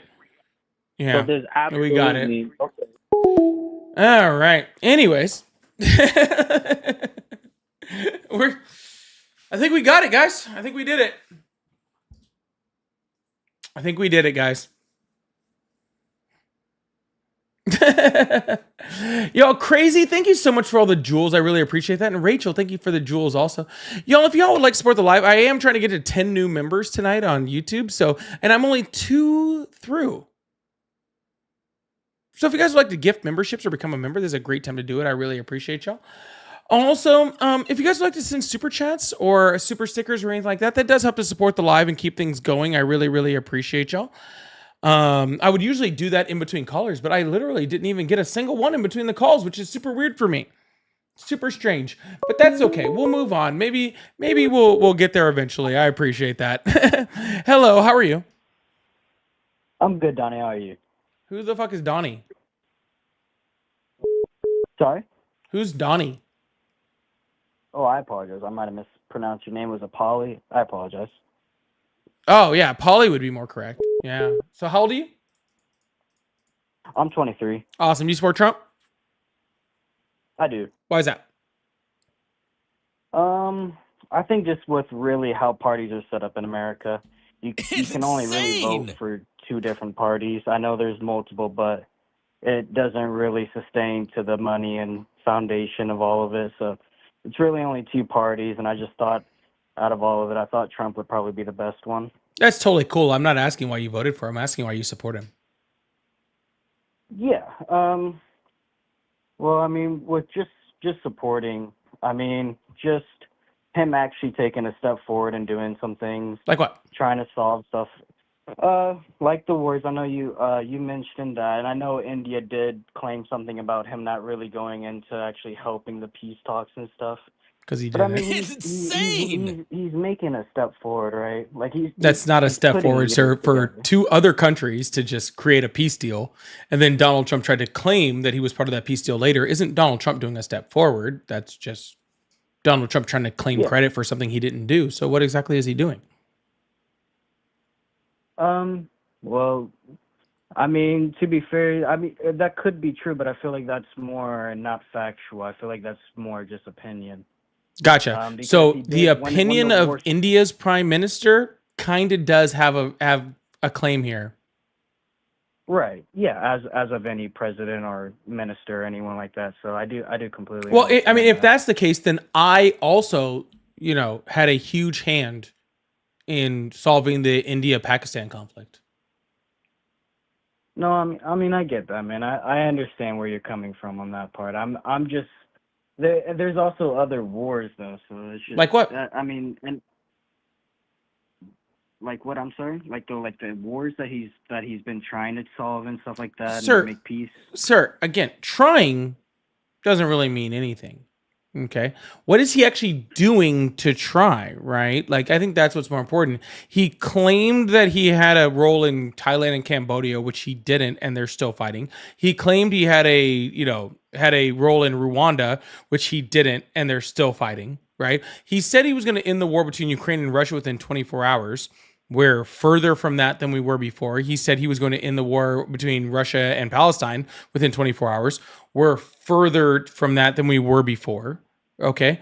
The only other war that he said he's ended is the Iran-Israel 12-day war, which was only a war because Donald Trump attacked them. Israel made the first strike. And Israel called who before they did that? America, but that doesn't mean And the Donald country Trump can gave still them. react. So Donald Trump gave them permission to start the war, and then he gets to claim that he ended the war. That doesn't make any sense. I get that, and I mean all that's kind of all I would feel is double-sided with both, because a country can still act even if one country says yes or no. So I mean that's But kind of Israel double-sided, but specifically called and asked for permission, and Trump gave it to them. Yeah, he did. Yeah, you're right. But with the Ukraine war, then why didn't Biden try to make any actual peace talks to solving it? Because at He the did. start, the only thing was their Like a administration. dozen. Yeah, their administration. They did, right? They did try at the start. But No, they then tried the whole then time. they closed it. No, because they Yeah, closed it off. they did. They sent over $182 billion, right, Incorrect. in support without any funding. Yes. No, it Something was like less. that It was with like $90 billion. If you're talking about funding as far as military equipment, it was higher. Well, I'm talking about all of funding with aid and military equipment and everything above. It was about 182 billion. Cool. So what, like 4% of our defense so with, budget or something? no, I think it's more of a question of why were you getting upset about the whole DC thing with money when back then we were just throwing billions away for a cause that Europe should have been taken over anyways. Awesome. They should So have handled Europe it did themselves. give more money than we did and more support than we did. That's been proven multiple times. I Second of what all, the reason why we sent money to Ukraine actually has a reason behind it, and there's actually a purpose behind it, and things that the United States gets from it. We're sending the guard to DC. The U.S. gets zero out of it. Okay. Well, let's. My bad. I did jump to DC, so I probably should have held off on that. With Ukraine and stuff like that.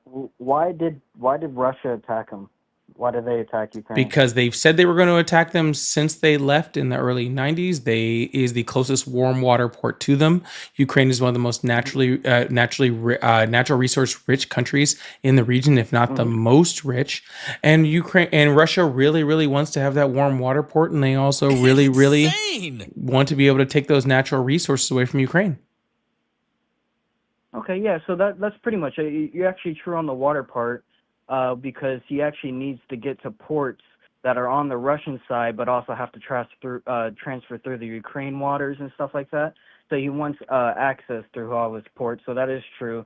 But the main reason that he spoke of when this all very started was that Ukraine wanted to join NATO, and that was Biden when he said that they would take him in and they would get him into the meetings and stuff with the European leaders and stuff like that. Yeah, With you don't get to NATO. invade another country just because they want to join an alliance that you don't like. Right. Yeah, and that's wrong. That's what I'm saying. But So why is Donald Trump the amusing the person that literally attacked the country, that just didn't like the alliance they were joining, that killed tens of thousands of civilians, that kidnapped an estimated 40,000 children? Okay. Absolutely. And is continually killing them. Why is Donald Trump amusing them and having military members roll out a red carpet on one knee for that authoritarian that's killing all of those civilians and kidnapping children? I think it has to do with more of, we know that these people have power. They have some type of power, even if it's not as significant as ours or anything like that. They still have talks with other countries. They still have money. They still have weapons and a bunch of people. Then why didn't he roll out the And red right carpet now- for Zelensky? Why didn't he roll up the red carpet for Zelenskyy? Yeah, Zelensky came Well, I with mean- like leaders of, the leader of Italy, of Germany, of the UK, of France, He rolled out the red carpet Yeah. for all of them, and also the head of the UN, and all of those Yeah. people showed up, and he didn't roll out a red Right. carpet for them. There was no soldiers kneeling and bowing down, when they showed up. So if it's all about money and Right. power and military force, then why didn't he do all of that sort of stuff for the countries that are actually our allies that have a lot stronger military force and a lot more influence than Putin does? Because I think with just how politically everything is going on, and with just not even with this war, with that, but I would say to show respect. Just even though I know that showing respect to someone that's doing these horrific crimes, ordering troops and stuff to go in and steal these children and doing all this damage and killing people every night and losing their own people, I think it's more just to show that, like, hey, we're here and we want to actually do something here, but it's not just pity patty. That's why he also had jets and stuff there when he came in, and they had the red carpet and stuff. It was really to show that, hey, we're still here. We can still have talks, but we still also have, the force to be able to sustain this war. So why not just come to an agreement to stop the war? And I Yeah. feel like So him I coming know in you and think that flying airplanes over an Air Force base is a show of force, but it's like really not. it's a show of force when you have a leader No, that's in it's war not. with. Did you think that Putin didn't know that we had B-2s? Because we just used them. Okay, what other country has a B-2 bomber? None. Does flying a B-2 Yeah. over your So own territory so literally show uh Putin anything? yeah, so we're the only ones with this weaponry, but it's not a show off that we're showing it off. Sir, That we we have showed it that off we when we can. bombed Iran. But yeah, and we did. That is true. We did What was show that? What some was of the its B-2 forces gonna come and capability. bomb freaking Elmendorf Air Force Base? Is that what you're saying? No, I think that's silly to even try to say that, Then because why is that a that's show of force, not sir? even. That's nothing. That means nothing to Putin, sir. That means nothing. Putin walked into these in negotiations. He had a literal red carpet rolled out in front of him, which was hilarious because Donald Trump is Yes. too freaking like not even cognitively be able to walk down the red carpet. He's zigzagging all the way down because he doesn't even have the physical ability to walk in a fucking straight line down the red carpet to meet Putin, for Putin literally just to literally like talk before him, take over the entire press conference, to literally have Donald Trump repeating fucking Russian propaganda. Putin won. Everything that happened in Alaska was literally Putin winning. Donald Trump got nothing. He won nothing. He won nothing. Every advantage went to Putin. Every single thing. Okay? Literally, like, and I hate to even be like this like graphic or anything like that. But literally, Donald Trump invited Putin over. Putin literally freaking whipped it out, dropped that bitch on the fucking table, and walked out. Right in front of Putin. Embarrassed all of the United States. It was a sad, sad, sad, sad day. And I can see where some parts are coming through. I think me and you just disagree on some of those parts. But when it comes to the red carpet and stuff, that's why I feel like we disagree on. But I do think you're right on the Russia part. I do think that Putin did come in and actually definitely did take an advantage out of that meeting. And I do think he actually won in some parts. But I feel like, as of most things that come with diplomatic leaders and stuff like that, you're not going to be able to hear all sides of the table. So it's I feel like there's some things that we don't know that was discussed that possibly didn't allow Putin to be on the winning edge. But I mean, me and you both can't sit here and say that. Well, what we know is what Donald Trump said at the press conference. We know what Putin said at the press conference. We know what's going through, Russian media right now. And we know how Donald Trump's acting and reports in the White House. And all of those show Putin won. Yeah, and I agree. But that meeting also did get most of the important diplomatic leaders to come up in Europe and Ukraine and stuff like that, and also trying to get a trilateral meeting with Ukraine and Russia and stuff like that. I feel like it's a step. Yeah, they got all the European leaders to come in because they watched Donald Trump get embarrassed by Putin, and they came here to freaking make sure that freaking Donald Trump pulled his head out of his ass and stopped being a simp for Putin. By the way, there is no trilateral agreement on the table. The Kremlin hasn't even agreed to meet, and I bet you they won't. But see, then I feel like, yeah, that's why, like, that's what I'm saying. There's double sides to that. Like I said, there's gonna be things they talk about that they're not gonna state out, like anything else. Gotcha. Any country's So not gonna all of the say. evidence shows that Donald Trump got dog walked by Putin and walked around like a marionette. And your argument to that is, well, there could be some evidence we don't see. Correct, because there's definitely many factors that I feel like that's left out with this whole talk. Awesome. So let's also revert back to, oh yeah, that's right. Every other single time that Putin has met with Trump, where Trump got dog walked by Putin, because Putin has manipulated Donald Trump at every single instance, okay?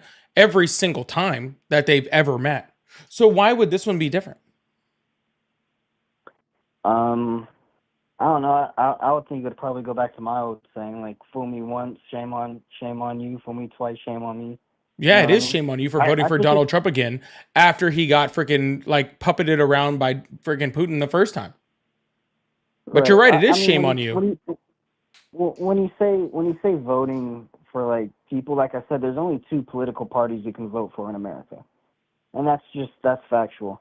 The amount of money and stuff that stands for it. So, like, when you're saying people vote, you can vote for a different side, but there's going to be things they might have done or paid for or did something else or done that you're not going to completely agree on. No one can 100% agree with someone else. Yeah, you're right. You could vote for the party that literally believes in things like humanity and human rights and things like bodily autonomy and things like decreasing the deficit and things like lowering the debt, on things like having, strong relations with our allies and, and making sure that we literally don't start wars and spend less money on defense and take that money and put it more towards social safety nets that actually help the United States citizens and all this stuff. Or you can vote like you did with somebody who simps for authoritarian dictators, who freaking turns the U.S. military against his own people, someone who freaking is literally already caused one recession and is on his way to causing two, someone who brags about, breaking it, going into young girls' locker rooms to see them naked, someone who's been convicted of 34 felonies, someone who's been adjudicated of, defrauding a children's cancer charity. You did have two choices, just you chose the one that was not the good one. So, yeah, but you did see that all of it was horrible the first time. And just like you said, first time, shame on him. Second time, shame on you. Yeah. Right. Yeah. Like I said, though, I'm 23, so the first time I didn't get to vote for him. Get to is an interesting way to say that. Yeah. I mean, I didn't vote. I didn't vote for him. I didn't. And the thing was, though, with Trump and stuff like that, all this wars and stuff weren't all going on that needs to be settled, and also the potential war that is basically escalating a bunch of things with also us going to European leaders to build up their military is China. Donald Trump literally said that, hey, if there's a war in 3.5 years, then I don't have to leave the presidency. It sounds like a good time. Like literally said on national television that he thinks it's a good idea to start a war so he doesn't have to leave the presidency. Just let you know, you're in draft age, by the way. Yeah, absolutely. I'm in prime draft age. Yeah. But I mean, with that being said, that's been with any president. Once you go into a war, that president stays in, right? Unless other means. No, that's actually specifically not in our Constitution. Actually, that's against our Constitution on literally every facet. Wait. You're saying that if our country is in a war, and our president's running out of presidency, that president can't stay in longer because of the war? That's not a thing? Correct.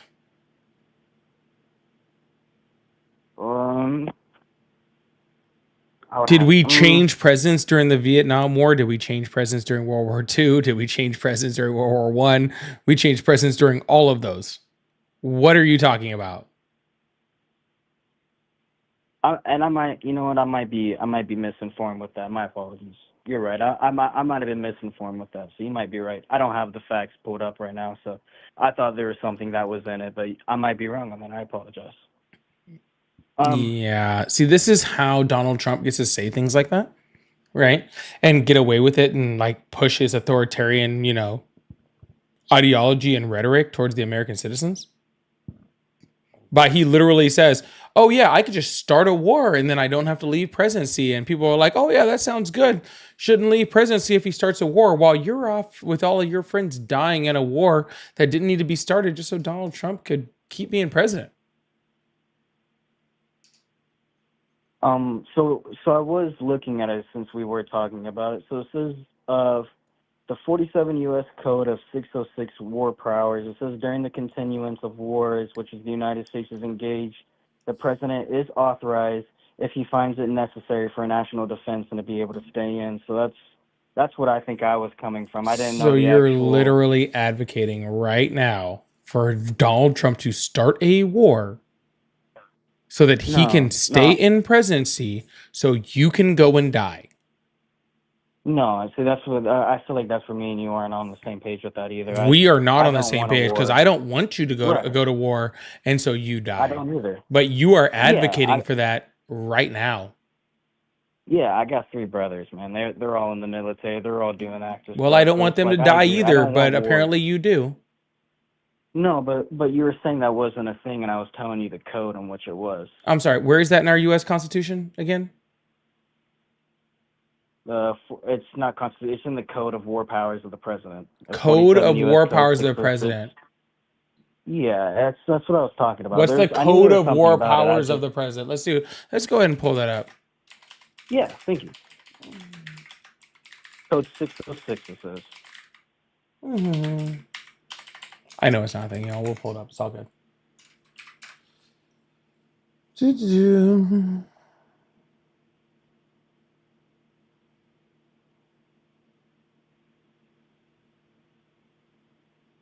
Oh yeah, that's a fun thing Donald Trump didn't do. And what article in which section? Article Law Cornell School. Yeah, Law Cornell School has all the laws on it. So you're going to have to be a little bit more specific. Yeah, I apologize. Like I said, 47 U.S. Code 606 at the start of a 47 U.S. Code. What? 606? 606. Yes. Let's take a look at that.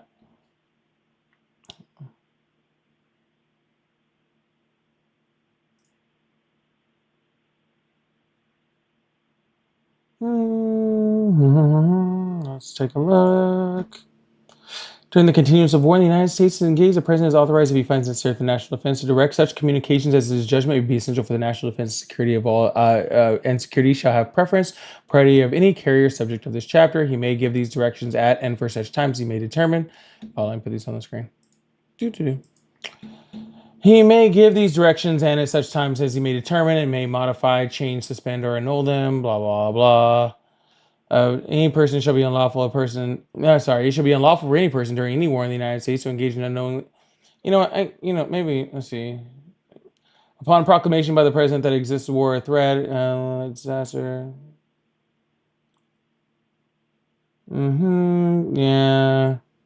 Still looking for where he cannot have to do an election. Well, with him being able to make decisions, make calls, stuff like that, it's still even if someone else. I'm sorry, I don't see anywhere in here where it says that the president of the United States doesn't have to have an election. No, that's true. It's not the election part. It's about the calls. It's about him being still able to have authority to make calls, make direct. Sir, no one said he couldn't have authority. Donald Trump said that if he started a war, he wouldn't have to have an election. He could stay president. During the continuance of war in which the United States is engaged, the president is authorized, if he finds it necessary for national defense and security, to direct that such communications as in his judgment may be essential to the national defense. With that statement alone, that means he can still pull troops, do No, stuff. that means that he is insane. That means that he's allowed to take over the national broadcasting network and make freaking and say things over the television. He can direct what's communicated. He can't just stay president because there's a war.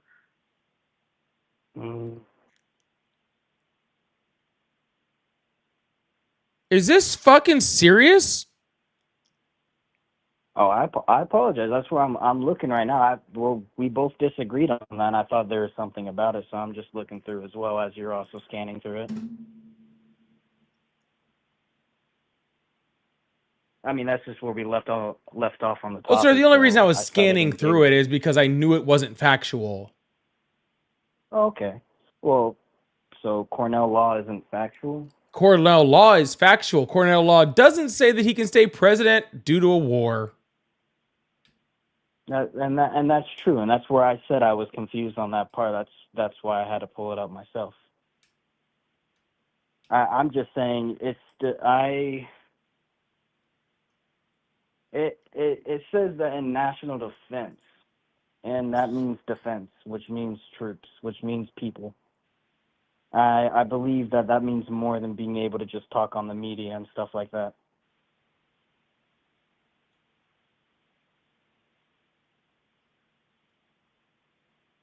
Okay. I mean, what is national defense? What do you mean? What is national defense? What are you talking about? I'm asking you, like, what is our what is national defense? All right, I wish I could put that on the screen right now.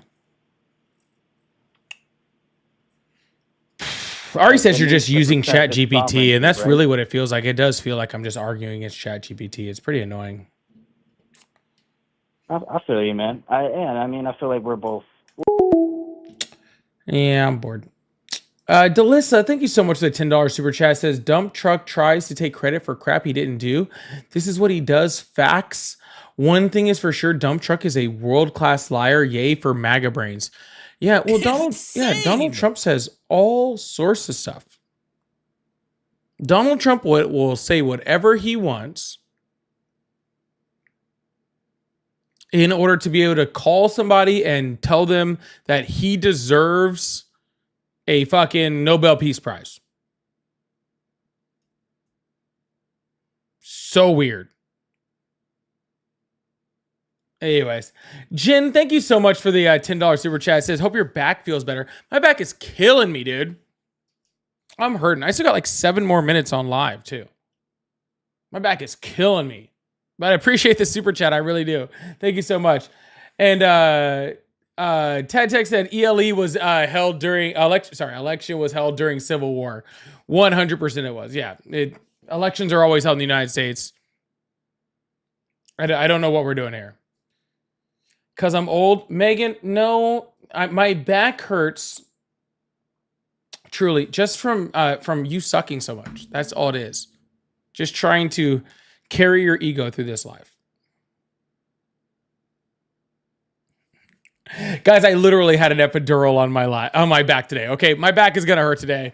I'm sorry. It's what it is. All right, I'm hurting. All right. Anyways, yo, we're gonna move on to the next caller for the last few minutes or whatever we're gonna do on this live. If you guys would like to support, like I said, I'm looking for 10 new members on YouTube today. I've only gotten 2, so I think we should try to hit that today. But also, if you guys would like to support, I do have super chats open. Like you've seen, I like them on the screen. Have fun with those too. So if you guys would like to support, I think I need probably just a few more to actually hit my goal for tonight. So that'd be really cool. But if you guys would like to support, I'd really appreciate that. Thank you so much. Hello, how are you? Hello? Goodbye. Also, make sure you guys hit that follow and subscribe button and turn on those notifications. I really appreciate that. I posted a video today. Most of y'all don't have your notifications on. Just thought I'd let you know. Hello, how are you? It's insane. Here, is this Polly Politics? Yep, how old are you? Polly. Sorry, excuse me, is this Polly? Yep, how old are you? I'm 24. Awesome. Do you support Trump? I do. Awesome. Why is that? Because he is pro Second Amendment and he is pro life. Because he's pro Second Amendment. Okay, so what's the most restrictive law that has been passed on 2A rights in the last 16 years? The most restrictive law on two-way rights in the past 16 years.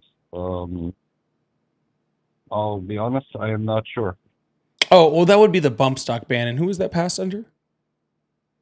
That was under Trump. Awesome. So if you're going to say Donald Trump is the one that's pro 2A and the most restrictive ban, even though he's been surrounded by Democrats, is under him, then how is he the least restrictive? I never said he was the least restrictive. I just said he's more pro Second Amendment than other presidents. Awesome. How is he more pro Second Amendment if he bans more guns than everybody else? I don't believe, I mean, again, I could be wrong on this. I don't believe he banned the guns themselves, just a part you can't have on the gun. Awesome. And what ban did Biden or Obama ban on parts of the guns? I'm pretty sure they signed limits to certain gun rights. When? With stronger background checks. I think background checks are based off state law, not off federal law. So no, they didn't. I thought I remember Obama signing something on wanting to strengthen background check policies. But we're just talking about things that they say. Well, if we're talking about that, then do you believe that guns should be taken away from people just based off of any accusation of a crime, and then can be given back later if they're found to be innocent? You know, regardless of who accuses them and what the crime is. If the person's innocent, I don't see why they. Well, no, we'll just take the guns first, and then we'll find out whether they're innocent or not later. I don't think that sounds fair. I mean, we have awesome. Well, that's what Donald Trump said. Until, okay. Donald Trump specifically said we should take the guns first, and then we'll figure out if they should get them back later. Like, we'll take the guns first, then we'll ask questions later. Okay. I'm not saying Donald Trump is the most logical when it comes to gun laws, but he definitely is more pro Second Amendment than, let's say Joe Biden. I remember saying that he wanted to put a proposal on to ban assault weapons. Okay, so again, Donald Trump actually passed legislation to to restrict 2-alpha.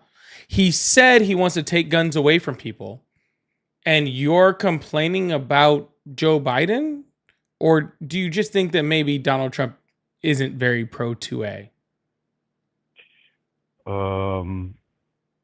I think so what Trump says versus what he does, is Trump he says a lot of things. Said and did things that were restricted to 2A.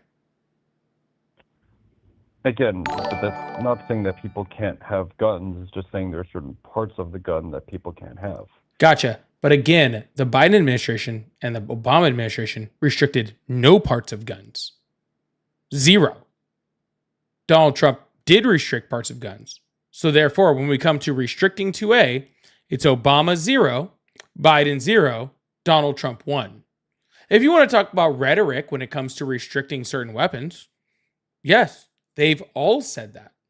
They've all said that they wanted to restrict weapons in some way, shape, or form.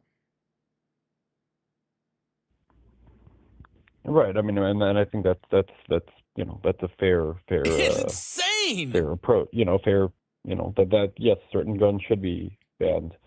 I just think that, like on rhetoric, I think Trump comes off as more pro Second Amendment than, let's say, some of the other Democrats that have come before him. Gotcha. So Kamala Harris, who is a literal gun owner, who is a self-proclaimed gun owner, who literally said, you walk into my house and you're not invited, I will shoot you.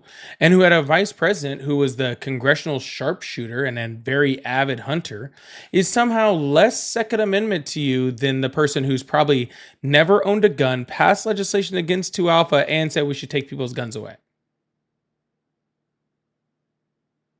You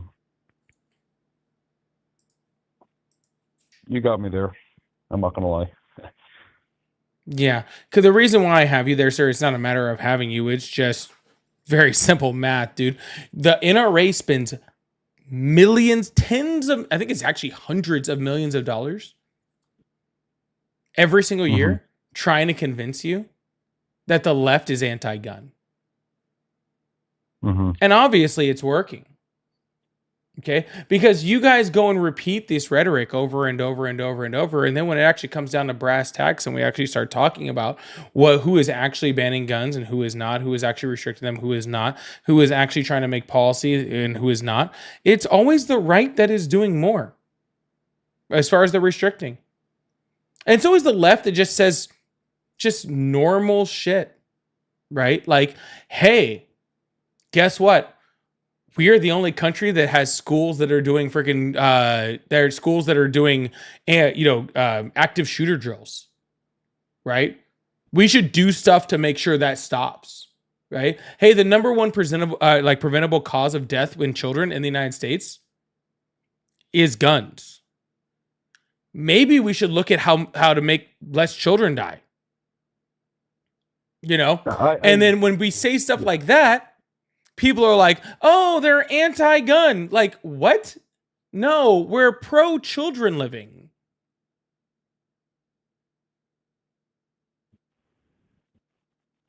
No, I definitely agree that, school shootings and all that are terrible and should be stopped. I mean, I don't think the problem is the guns. I think the problem stems from the people. But, I mean, I guess I think that's a different discussion altogether. No, that's the perfect conversation to have right here, because unless you're going to say that somehow the U.S. citizens are more evil than every other country, and you're saying our citizens are somehow more evil or more have more mental health problems or anything else than any other country, then you do have to explain to me how every other country that actually does have stricter gun laws doesn't have our problem. Not even by a long shot. Not even within 10 times. It's insane. So unless you're going to somehow convince me that every single other first world country on this planet, right, can somehow have stricter gun laws, and all of a sudden children just stop dying, okay, then your argument doesn't make much sense. Okay, that's fair. Could it be that America has more, because we're a larger country, we have more gun violence per capita than other countries? So per capita literally means that we're taking out how many people are actually in the country. It means that we're basing it based off of 100,000 people. But if you want to talk about, things like, guns per population, you have countries like Switzerland who literally just issue pretty much most of their citizens just guns, and they just give them to them. And they don't have near feels like a incorrect word to say, right? They don't have 1% of the gun violence that we have. All right. But that's because they actually have stricter laws and strict background checks and, all of the things that we should have. Right. But we refuse to have those based off of some misinterpreted Second Amendment that makes everyone think that they should be able to have a Tommy gun or something, or an F-16 and just roam around town. All right. We can. I think. Sir. No, sorry. I was just going to say, I think we do have more guns in America than other countries, as a whole. So I think that does definitely lead to more opportunities for violence. Then maybe we shouldn't. Again, but as much as I would love to agree, I don't think. I think having guns in the hands of the right people is the solution, not saying less guns. Well, first of all, sir, the whole good guy with a gun thing was completely disproven and shown that does not work at all. And if you want an example of that, we can use Uvalde, Texas, right, to show how many good guys with guns were sitting right outside of that school while they watched all those children get mowed down and literally killed in front of their fucking parents, while all of those good guys with a gun sat around and did fucking nothing. But that's just one literal example of the freaking literally thousands of times in this country where there are good guys with a gun that are sitting there and watch as freaking people are being killed. You know what would be better than a good guy with a gun stopping a bad guy with a gun? It's if the bad guy with a gun didn't have a fucking gun. Then you wouldn't need the good guy, because the good guy isn't needed to stop a shooting that's not happening. Okay, no, I can respect that opinion. But does that mean that I mean, I don't want to put words in your mouth, so I'm asking this, not saying that you're saying this, but does that mean that the Second Amendment is, I guess, obsolete at this point? The Second Amendment's not obsolete at all. The Second Amendment should be read exactly how it's supposed to be. Like, and we can read it if you really, really want to, but it says, the rights to own bear arms in order to form a more perfect militia, right? It says specifically that it's for a militia, right? In order to fight against a tyrannical government. And a militia in this case would be similar to what we have as far as our National Guard is concerned, right? Not just everybody to have one, right? And that is what it is talking about. But let's just take it, and we can take it as, what is it, DC versus Heller? Or just Scalia ruled that, it doesn't have to just be a militia person that has a gun, but it also said that it doesn't stop the U.S. government from making restrictions on guns, right? So specifically said that even if you take this very right-leaning stance towards 2A, which is, that, you don't have to be in a militia to be able to own a gun, that the government can still make restrictions, and that's not a violation of the 2A. I do have a question on that, though. If the purpose of owning guns is to have a militia in case the formation of a tyrannical government, but wouldn't the National Guard, don't they represent the government? So wouldn't they effectively, instead of being the militia to, as I understand it, to defend us, wouldn't they be part of the tyrannical government? Well, the National Guard in this case would be something that belongs to the state, and the states would be able to hold up against a federal tyrannical government. All right, that's the way that it was stated, because the states should have universal control over their own National Guards, right? Which is why, right? And let's be very frank, right? This is why the things that Donald Trump is doing is so scary, right? Because he's taking control of states' National Guards and using that against the state's people. Look, I'm not going to pretend to be in the minds of the people that wrote the Second Amendment. All right. But if I was, I would bet you this is the exact fucking thing that they wrote it about. This is what they were scared of. Right? They were scared of the federal government overstepping their bounds and trying to control states' ability to do things like enforce crime or control their own National Guard. This is what they would be scared of. This is one of the reasons why it was written. It was because of stuff like this. And the people that are supporting 2A are the people that are supporting the tyrannical government. No, I understand, and that's part of the reason why I believe in the Second Amendment so much is, yes, because of, as much as there are things I do like about Trump, I don't trust him. And then I don't trust most politicians, but I don't trust him. And yeah, I mean, with all this talk about, a third election and whatnot, I think it's important that we retain our right to bear arms in case of, things go south, which again, I hope they don't. And I would like to see the Trump presidency, finish off its term in a healthy, successful, and lawful way, but just in case things don't, And again, I wouldn't say that that's limited. I mean, he does make a lot of wild claims, about, let's say, trying to run for a third election and hinting towards that. So that doesn't help me trust him. But at the same time, I wouldn't say I trust him any more than any other of the previous presidents because, again, I don't know them. I don't see any reason to trust them. So I do definitely agree with what you're saying, why we have to be afraid of a tyrannical government. And that's why I think supporting the Second Amendment and a candidate that does so would make me sleep a little bit better at night.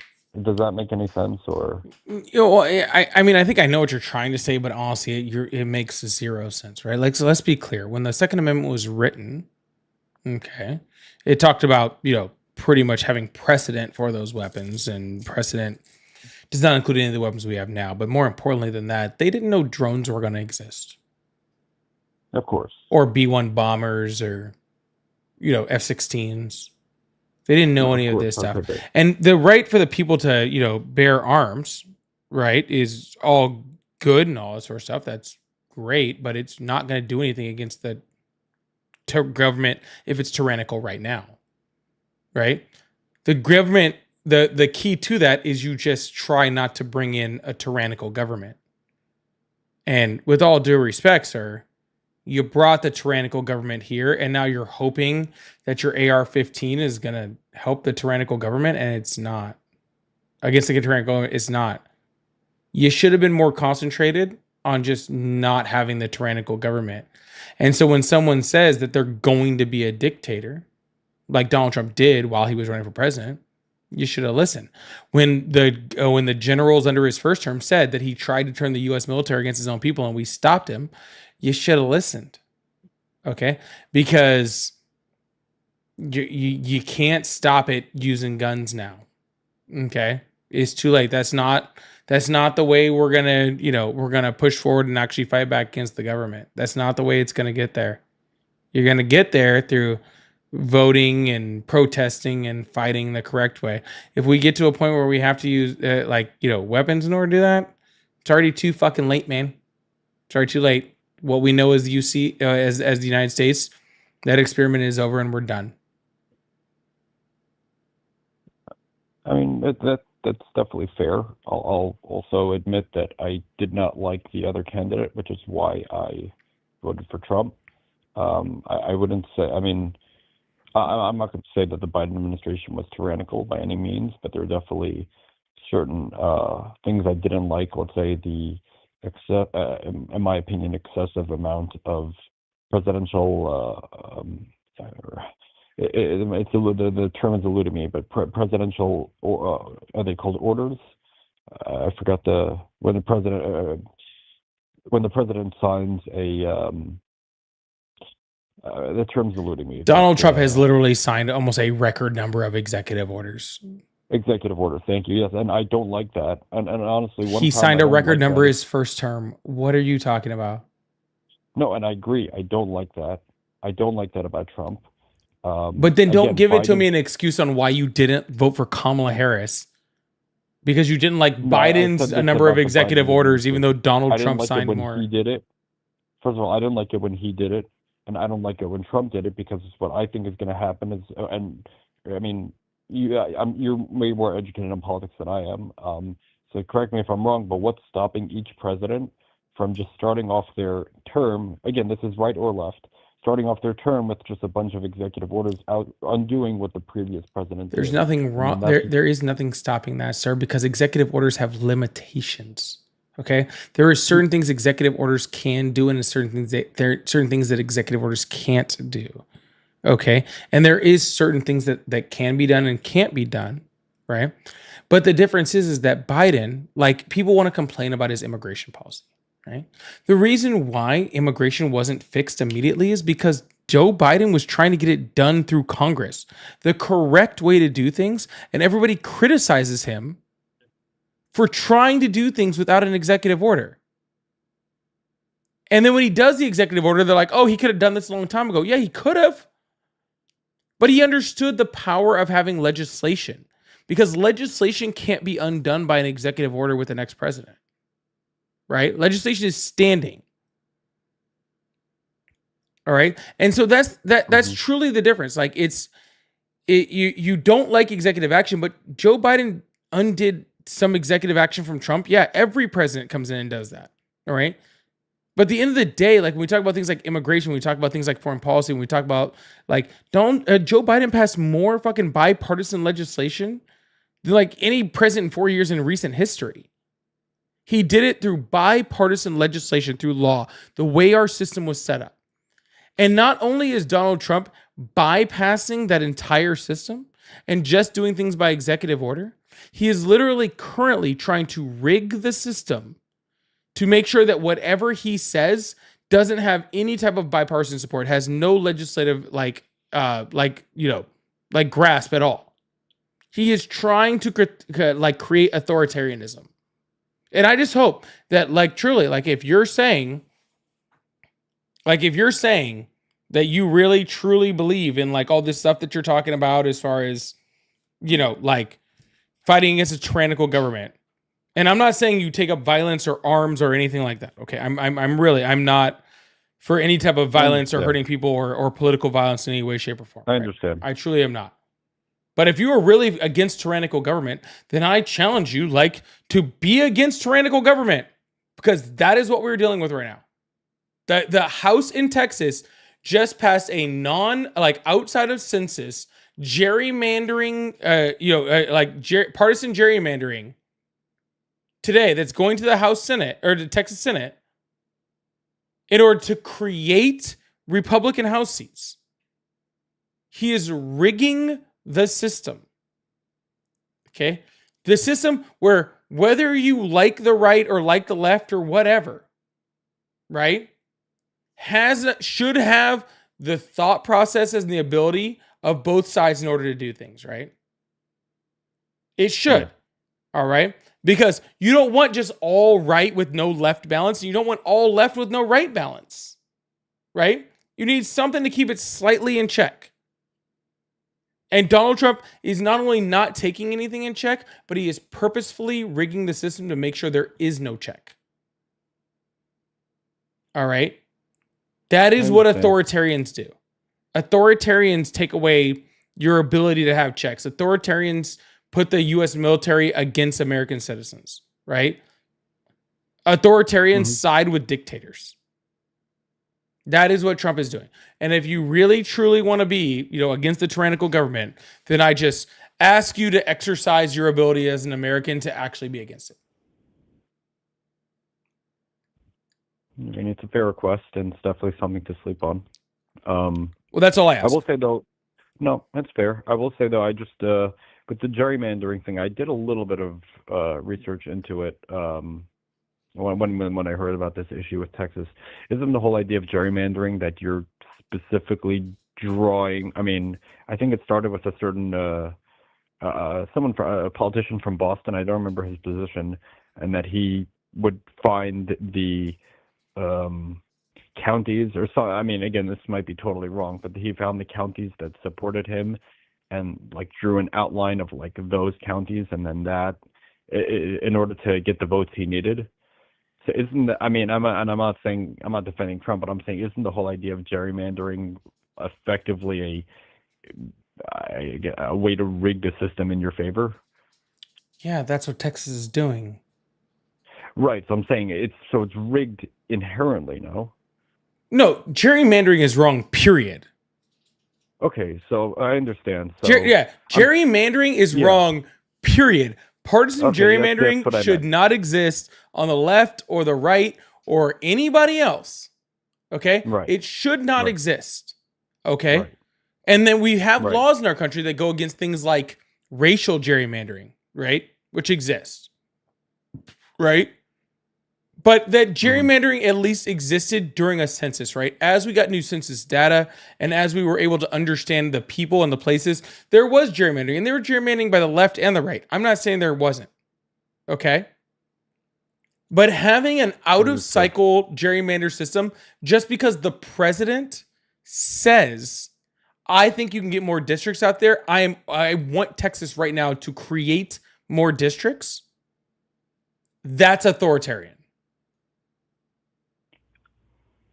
Is it illegal, though? Again, from what I've understood, that is, I mean, and as we said, we agree, gerrymandering should not exist.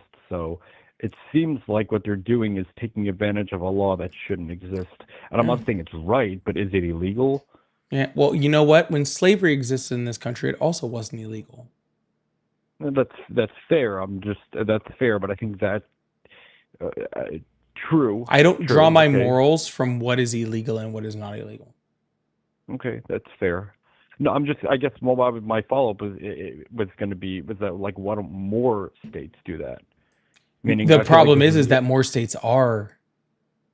Understood. Okay. That's not a good thing, though, sir. The fact that more states are now having to redraw their districts to counteract Texas's redrawing is not a good thing. It now is going to make more states more divided.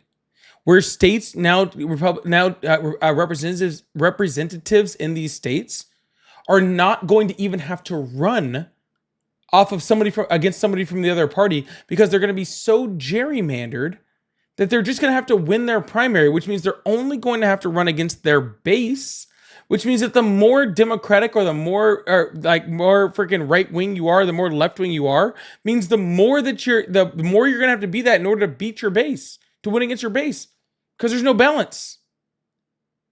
You don't have to, like, if I'm a leftist and I'm running in a now new gerrymandered system, I used to have to worry about what the Republicans thought in my district.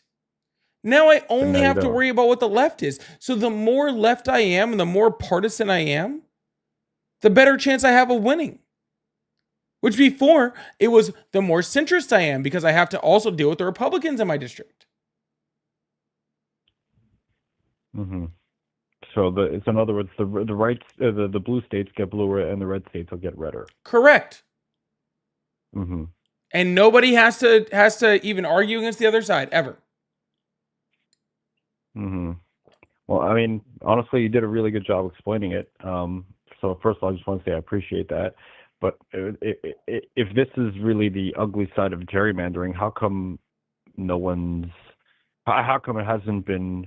I guess again, it could be there was a motion. Actually, there was a bill to remove gerrymandering. There's been actually a few of them. And so how come it never? I mean, if it's this bad of an idea, how come?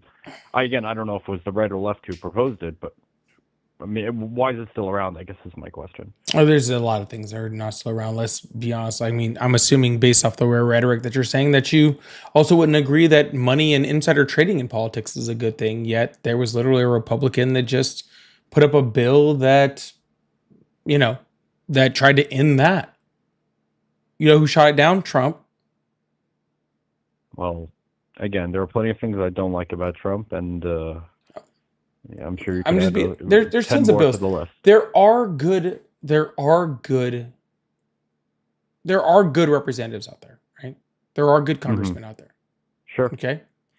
But those good congressmen that are trying to do what's right are literally being eliminated by Donald Trump right now. Like literally currently they are being eliminated by this administration. They are forcing either you are a Trump sycophant, you are a Trump loyalist, or B, you get the fuck out. Yeah, the party of Trump. Yep. And this is what the fear was. People thought it was the fear of Donald Trump being like right wing or Trump being this or no. The fear was that Trump was going to control the party so well that we weren't going to have any type of balance in this country. And that is what is happening, right? He has turned the right versus the left, right? There is a reason why my live is called the divider in chief, okay? Because everything that he's doing right now was predicted prior to the election. We knew this was going to happen. Kamala Harris may not have been the best president. I have no idea. But she wasn't intentionally trying to divide us. She wasn't intentionally trying to become authoritarian. All right. She wasn't intentionally trying to put a wedge in between loyalists and non-loyalists. Right. And that's what was important. Right. That was the problem. Right. And the even more sad part is Kamala Harris called all of this. She said that Donald Trump would do this. All the things he's doing, she said he was going to do it. And now we're dealing with it, and we're only 6 months in, and we're not near stopping. It's just going to get worse and worse and worse. And I just hope that we have a country to come back to actually try to recover to when it's over. But honestly, I'm starting to have very little faith in that. But anyways, I got to get off because I'm way past my deadline for the night. But I hope you have a wonderful night, all right, man? Thank you. You too, and I appreciate the time. All right, you have a good one. All right, y'all. I am way past the time that I was supposed to be on tonight. I'm exhausted. But I hope you guys have a wonderful night. I am going to jump off. I really appreciate that. Alex, thank you so much for the gifted. I really want to appreciate that. And Patrick says, Dictator of January 6th, cool, 100%. And so, yeah, I really appreciate y'all. Thank you so much. Thank you guys for all the gifts and all the support. I really appreciate that. I'll be back on tomorrow night, 7 o'clock. I will not be taking Thursday off because I'll be taking Friday off, so don't leave. Don't leave. Also, make sure you turn those notifications on, all right? Love y'all. Have a good one.